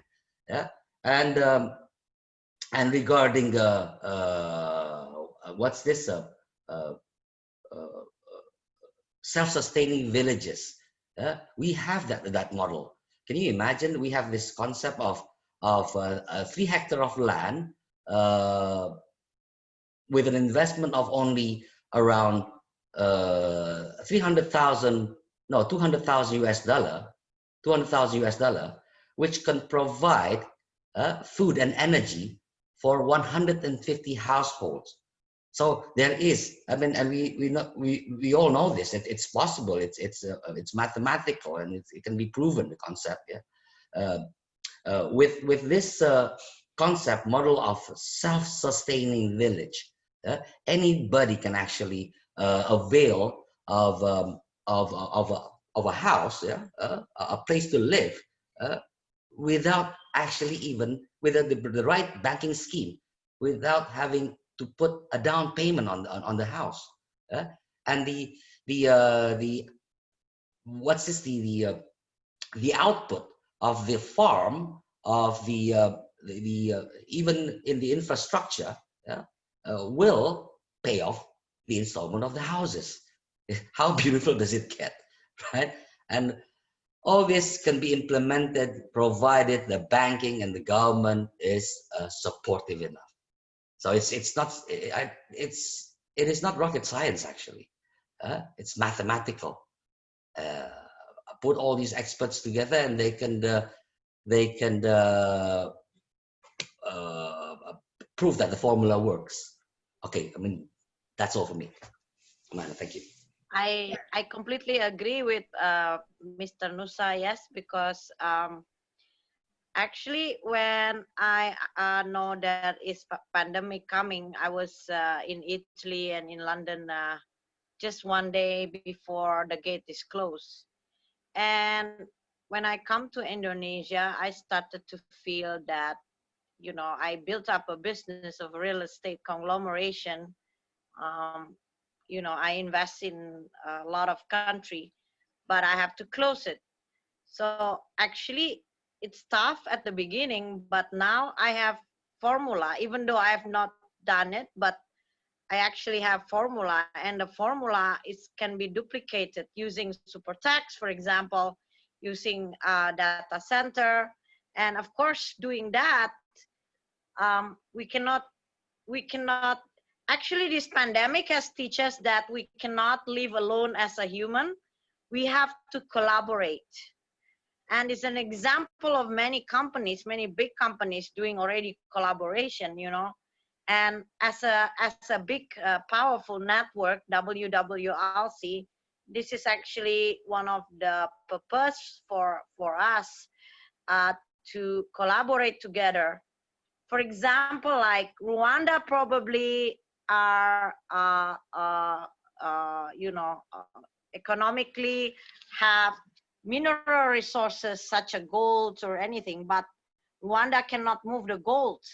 But another country, for example, needed some other product that Rwanda need, then we can do back trade. We can use it like the olden days when people trade goods and real estate. We can use it with the proper structure. So we can do trade among us. You know, one is selling real estate, trade with like food, for example. Or the other one is selling technology, trade with also another thing. Now, in order to do that, we need to come as a very good networking platform. That one, you see, the problem is I don't really want to buy clothes in the net because maybe the guy cheat me. Maybe the clothes is not silk. They say it's silk, but it's not silk. But having trusted network, you know, like, for example, now when I go to Africa, I am confident that in Africa, I've been taking care with the president there. That's why I have gated president. So it's a trusted network. So even when people, Africa is a big market, is 1.3 billion. when people ask me, why do you want to go to Africa? I said, yes, of course I want to go to Africa because huge market and infrastructure is not yet, for those who knows, I'm actually advising for like Hujan Fund. It's Anna Stuckert is one of the partner in Germany for Hujan Fund. So where we are actually raising capital using the capital that traded with different of resources, and this can only happen with the work of everybody putting their efforts, and meaning collaboration. So everybody win, and we have a lawyer here, Mr. Raj, maybe can help us structure the deal for us. So we use everybody's skills and network together, so we can overcome this as a powerful network. So, I could probably win in some sector.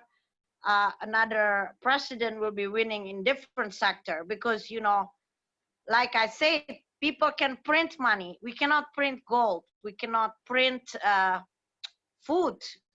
Somebody has to be the farmer. Somebody has to produce the food. Somebody has to buy the food. Somebody has to be handling the logistic of the food. Somebody has to handle the technology. Somebody has to send the skill. Somebody, the other, you know what I mean? So everybody is doing exactly what Pak Nusa said. And then now we have Pak Nusa. Pak Nusa actually looking for data center. We want to go to Africa because we know that, a lot of bad connection. Even in India, Raj, we want to go to India because, a lot of, a data center, if you have a local data center, chances are you don't have what you call it, you don't have your data actually stored in some other countries. You actually have it locally.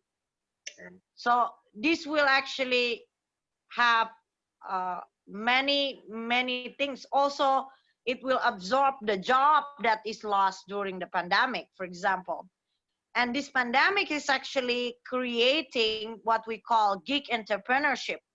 If people losing like the job, 80% people losing the job, that means that even I think the lady from Sri Lanka was explaining to us, there is forced entrepreneurship, what we call.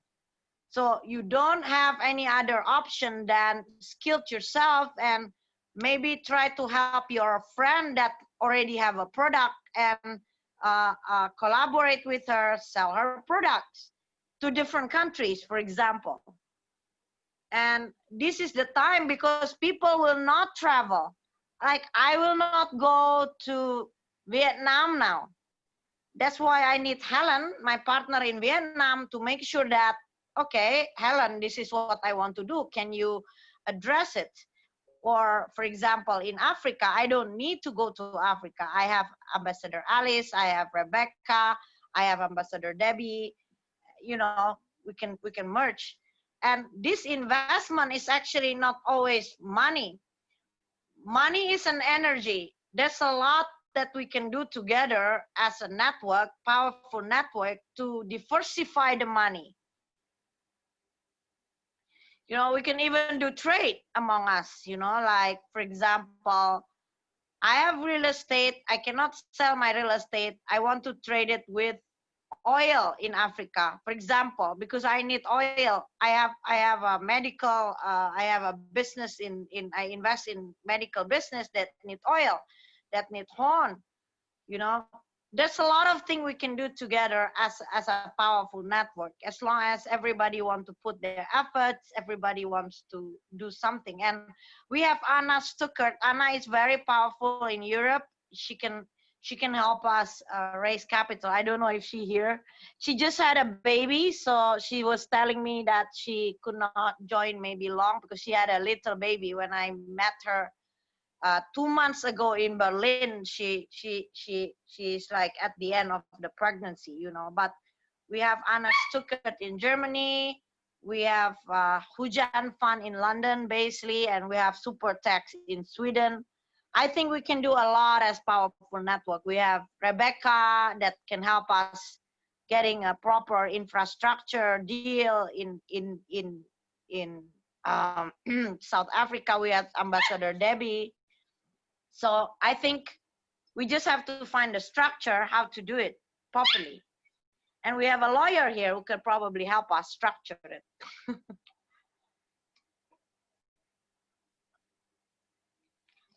and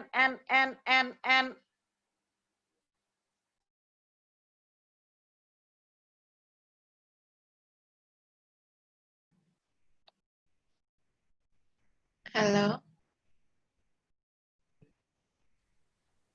You know, it's very cold here in South Africa. Yes. Yeah. Wait, where's the lawyer? Hello. Where's the lawyer? We want to see the lawyer. I am Raj. I'm the lawyer here. Hey, yeah, all right. Because with the here in South Africa, if ever we can be able to really try to write where do we want to start rolling up a business, but we are more concerned on the issue of infrastructure that is very prime. And let's hear and also how we can be able to, start rolling up. I don't know whether it should be the memorandum of understanding, Yeah. and how do we go to these big banks where we need really money. And I think even when Professor Ayla speaking about, I think money is not the issue. Money is about how are we going to deliver.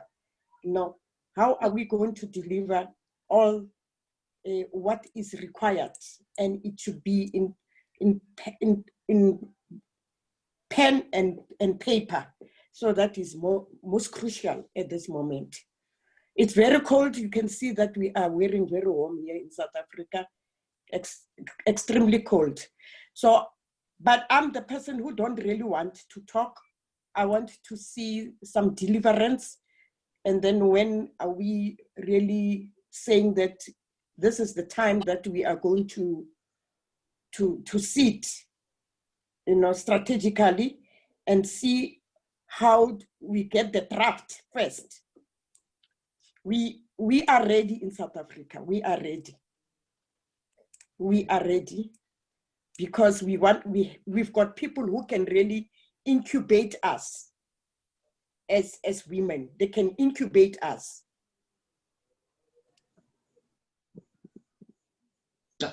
Can I? Yes. Yeah. So what's this ambassador? It's like this. I mean, maybe you could actually learn from Indonesia. Yeah? Infrastructural funding it's not very difficult to avail, right? And sometimes they ask for sovereign guarantee for all these infrastructure funding. Yeah. But what is most important is to make sure that you do need the infrastructure. You really need to calculate the economic benefit from the infrastructure you're investing. That will come back to the products. What is the product that needs to be moved? Yes, exactly. Yeah? That see, production comes first. Then you'll realize that you need roads, you need airports, you need ports, right? Once this the production sector has come alive.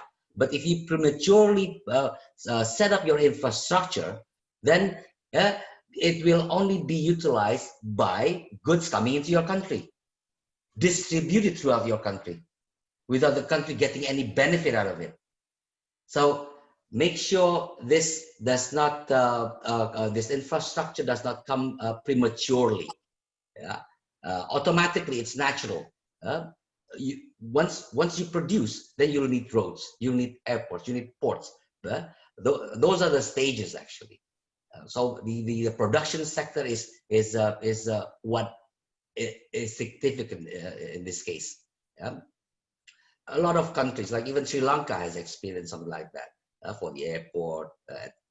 So communication, Ms. Debbie, it is important. It's very important. But actually, the world deserves a less costlier communication, right? It should be, because electronic communication, digital communication substitutes the lack of infrastructure, roads, etc., etc. That's the purpose of it. So this needs to be addressed to the government. The government should look back into this. India is very advanced in technology, in data center, etc., etc. You're on the right track. You did the right thing on this, right? What I see missing in India is like, well, you have a huge market. Right? What's wrong with you? Right? Like I said, forget about export. Yeah, you can actually live with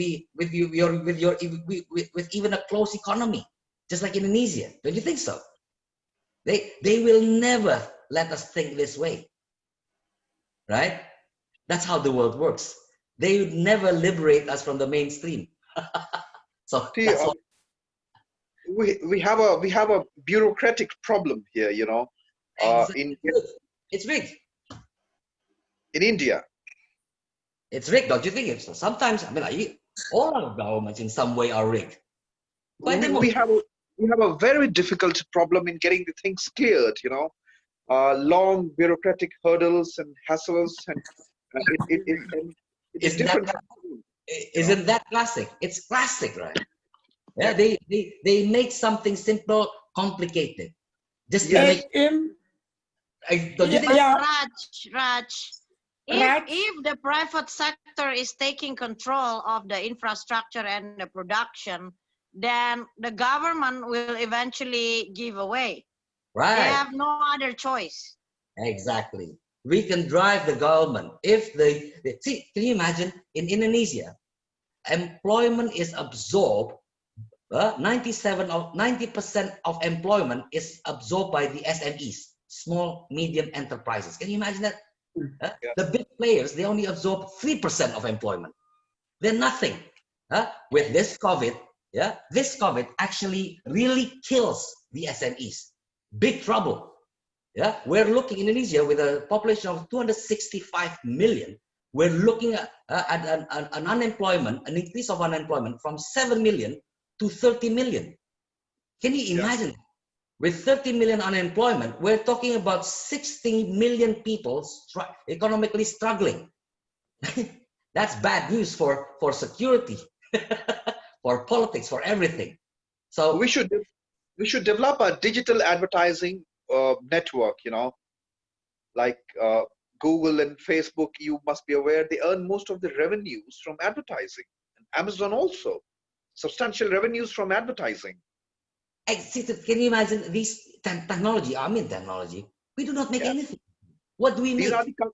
These are the companies that are benefiting the most in the COVID times, you know. Exactly. Yes. They are benefiting and they're bubbling. They're overvalued. Yes.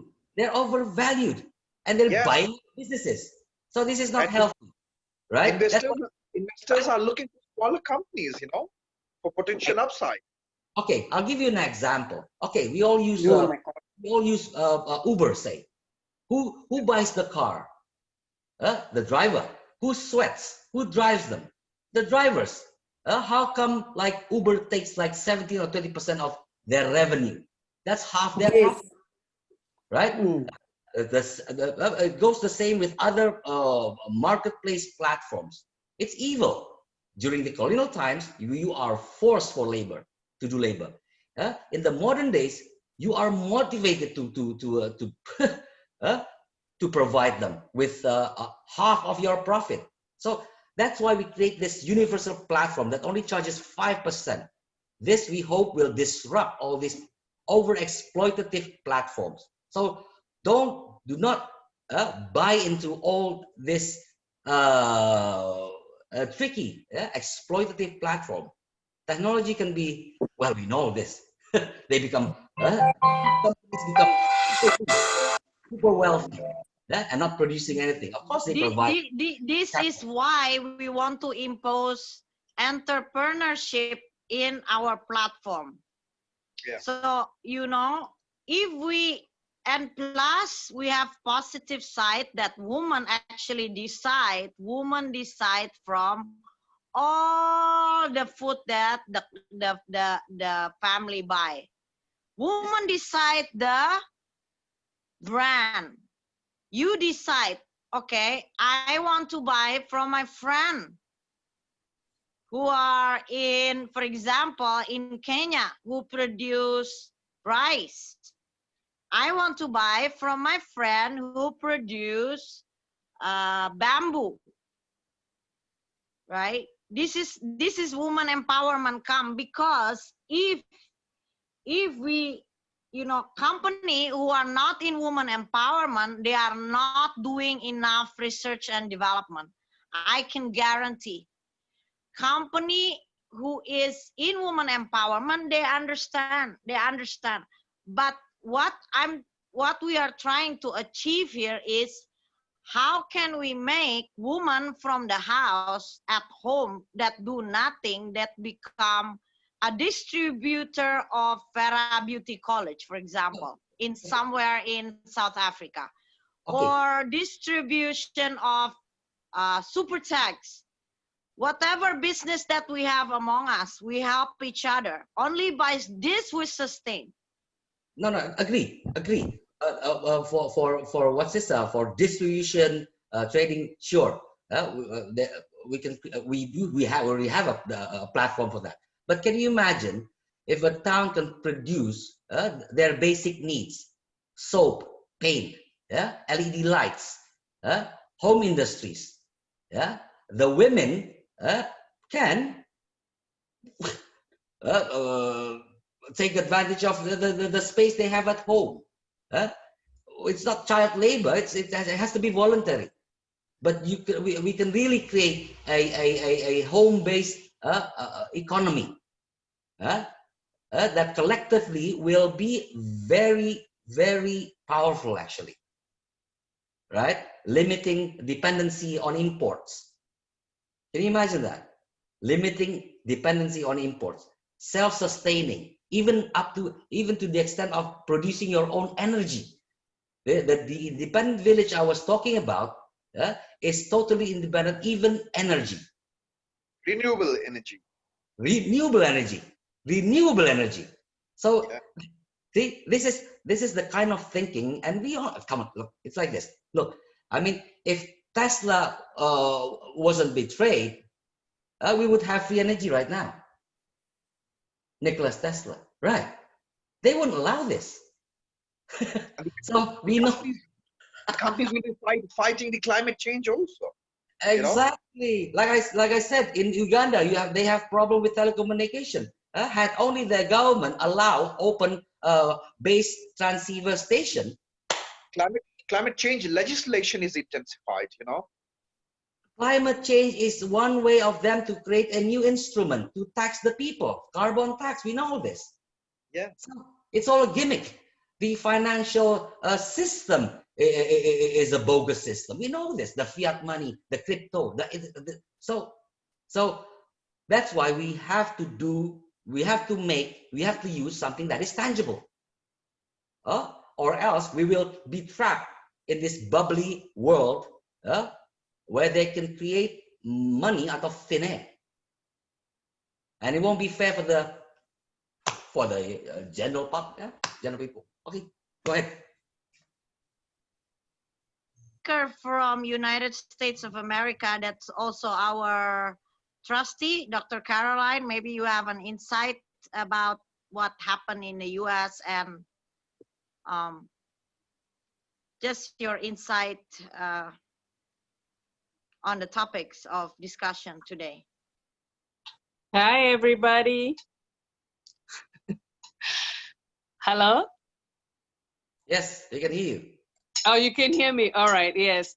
So I've kind of been listening to you guys on and off because, now America, things have opened, so everything is going back as normal. So, but I was very impressed by by all what all of you have contributed. But the one thing that I always pick from everything is that we have to support each other. Like Dr. Ayla said, if you are a group of people, like let's say if you're a member of the World Women Leading Change, or a member of whatever organization, or a member of Willing, if you are a group of people, we have to buy from each other to promote each other.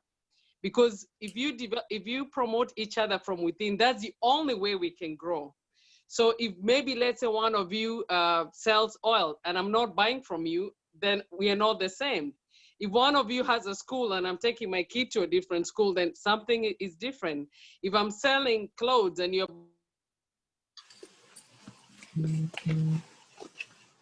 coming in, but whatever each of us is doing as a country to try even to grow ourselves, we have realized that the companies that are surviving, even here in the United States, are the customers who are the businesses that have loyal customers who anybody else, they're still buying from the same person. So all the ideas you all gave were amazing and great, and the economy and how we can grow it, and technology and how we're going to use it. But the bottom line is staying together. That's the firm foundation. And that's what I have gained from all the World Women Leading Change conferences that I have been on. We can talk about changing the world and economy and children and the mental illness and things like that. Same thing with my organization. I am the CEO of Voice of Our Child, which is an organization that mentors kids. If I am not using this opportunity right now to give all those services to every kid around the world who's there, then I am selfish. I'm only giving to the kids who are paid for my services. So, like now with the Water Gap Africa safaris, we're not able to do the safaris we're doing in Kenya. So now we have started doing a visual tour where I'm giving businesses to people in Kenya to do a visual tour there to grow. But I have to use the people who we are working together. It's okay to promote people who are low, who don't have an income. And at this point, we are looking for people who definitely have lost their jobs or have no way of making an income.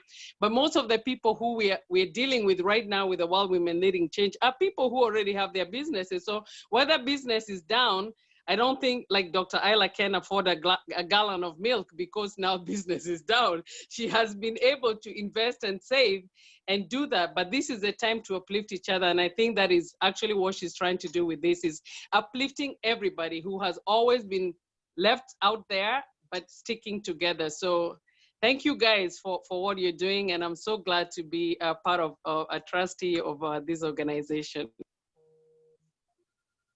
Sorry, my family keeps calling.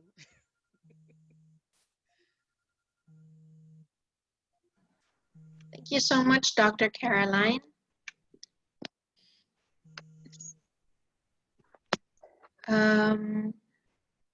I see another attendee, which is Chaze. Hello. Would you like to say anything?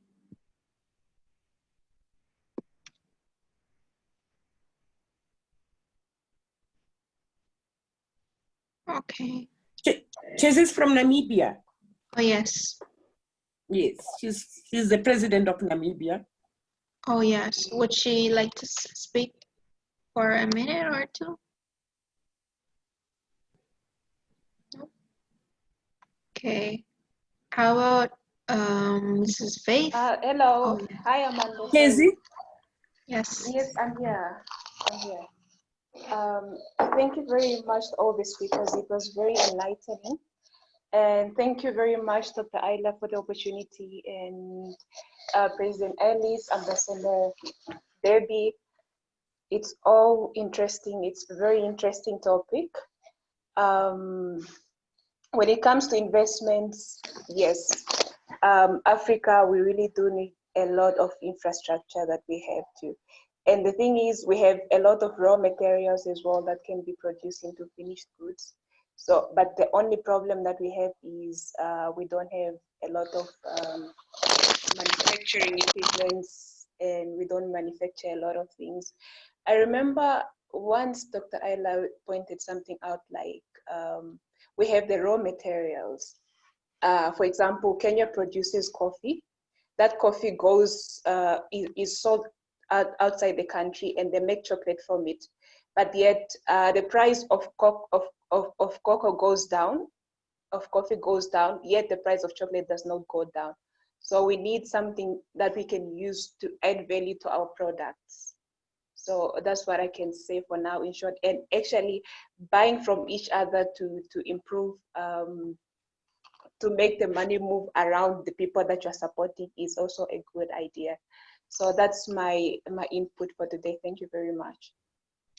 Thank you so much, Mrs. Chaze from Namibia. I see here there is Happiness. Happiness is also from Namibia. I'm working with her. Would she like to say? Would you like to say something? Yes.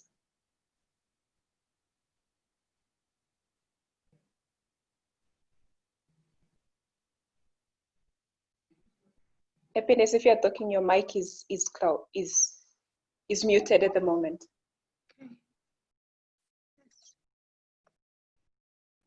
Can we hear from Martin about how to get his super tax, like say maybe in Africa or Indonesia? I think Mr. Martin already left the chat. Yes. Sorry about that. No problem.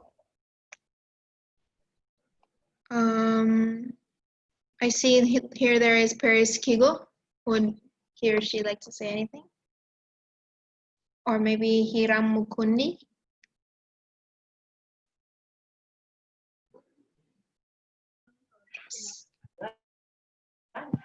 Yes, hello. Can you hear me? Yes, we can. No. Would you like to say a few words? Okay, this is Hiram. Yes, this is Hiram Mukundi from Nairobi, Kenya. So I think by discussing about the investment and all that, we also have to put in consideration what different countries, their models of reviving the economy. Because you realize that every country has a way they are planning after now. The countries have flattened their curves, the way they are going to revive the economy. We have the V model, which maybe some countries are thinking of. We have maybe the U model, the sluggish V model. Also, we have the W model. And all those considerations, we need also to put them on the table so that we can be able to know the market that we can be able to penetrate in very well. Of course, we have to start with maybe the V model. It's the most appropriate, and most of the countries that are willing to undertake to revive their economy. But this one will be very tough for so many countries, because we can see that on a V model, we are looking at a country that and make sure going up a sharp speed.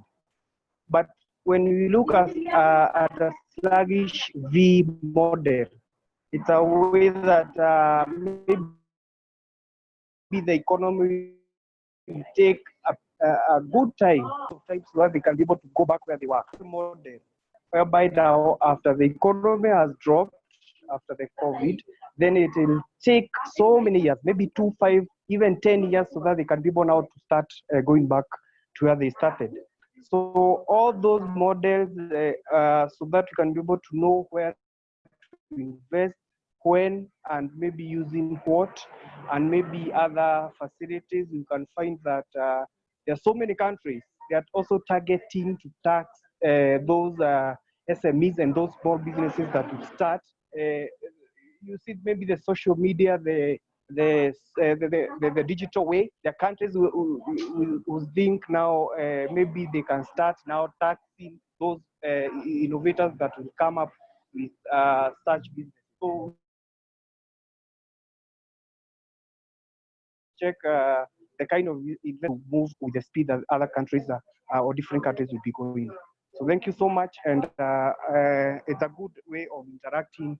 Thank you so much. Great. Yes. Thank you so much for speaking and attending, of course. Anybody else would like to speak before we close?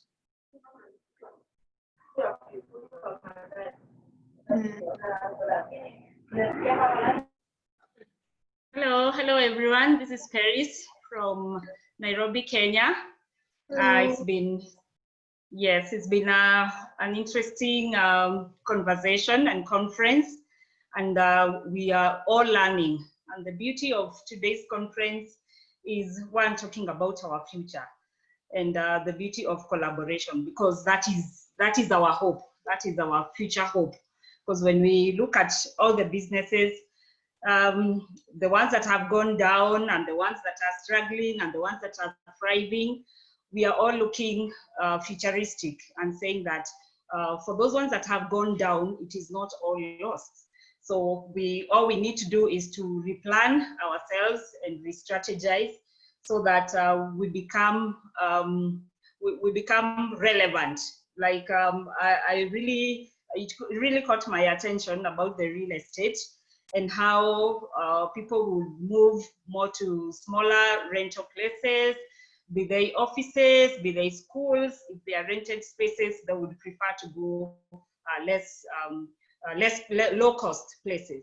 And therefore, as a real estate entrepreneur, it caused me to think about how do I, or what do I do with the spaces that I have already made. If I'm working alone, then I stay advised that if I do high-cost houses or premises, I may end up not having tenants. But if I do low-cost houses or low-cost rental places, then that's where the real estate is going to.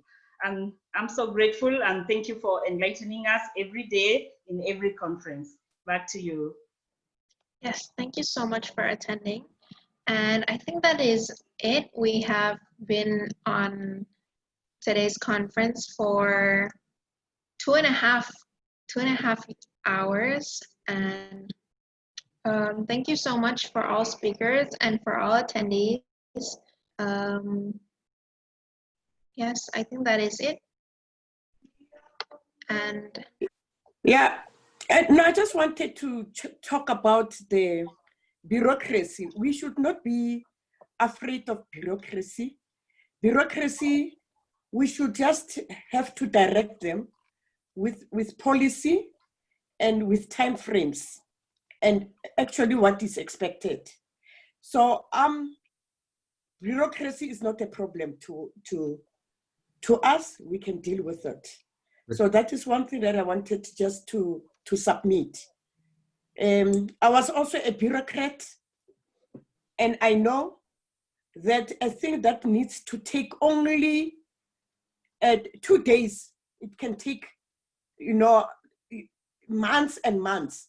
But we've got ways on how to curb these bureaucratic tendencies that really prevent people receiving proper services. So I was a bureaucrat. We can deal with bureaucracy because it is there to destroy sometimes. I thank you. Can I say something? yes. Ambassador, if your government is very supportive in this case, and actually we could offer them so many things that could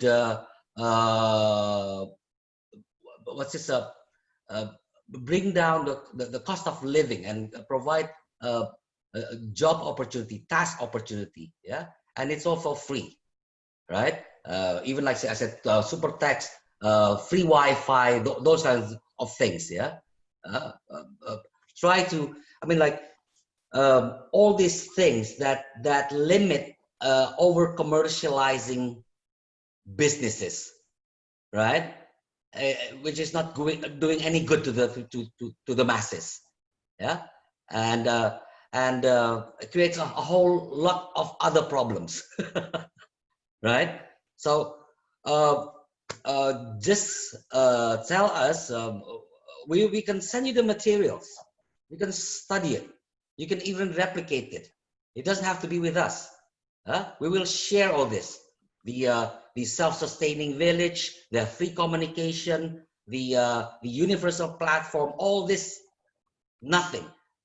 We can install them for you if needed, frictionless, right? With minimum effort, minimum cost, because the model we created is not an instantaneous profit making, but a long-term and more sustainable one, right?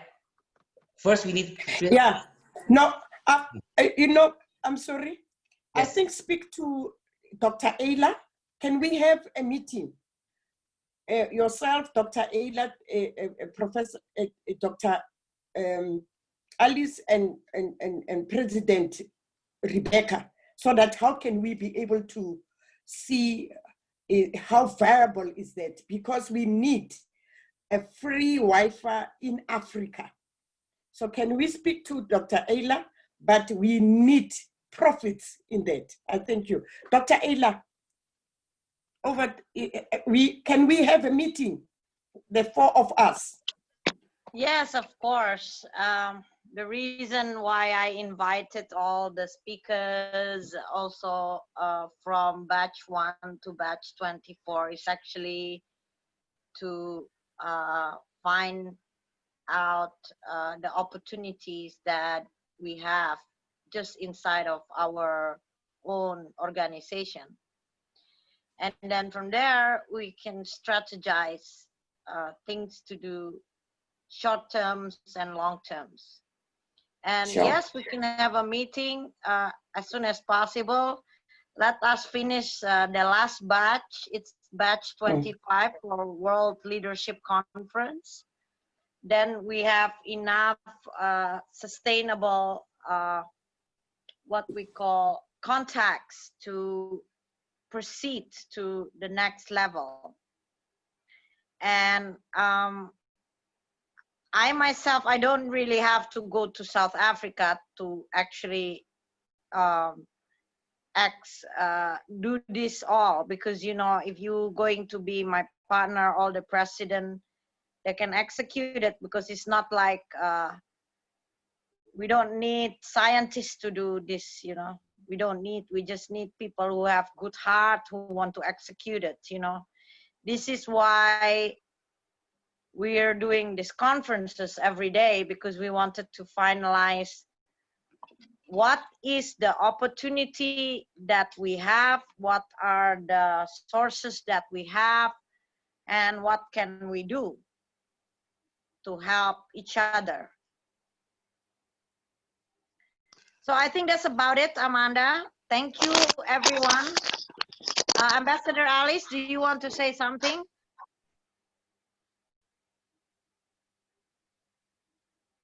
Ambassador Alice, are you sleepy?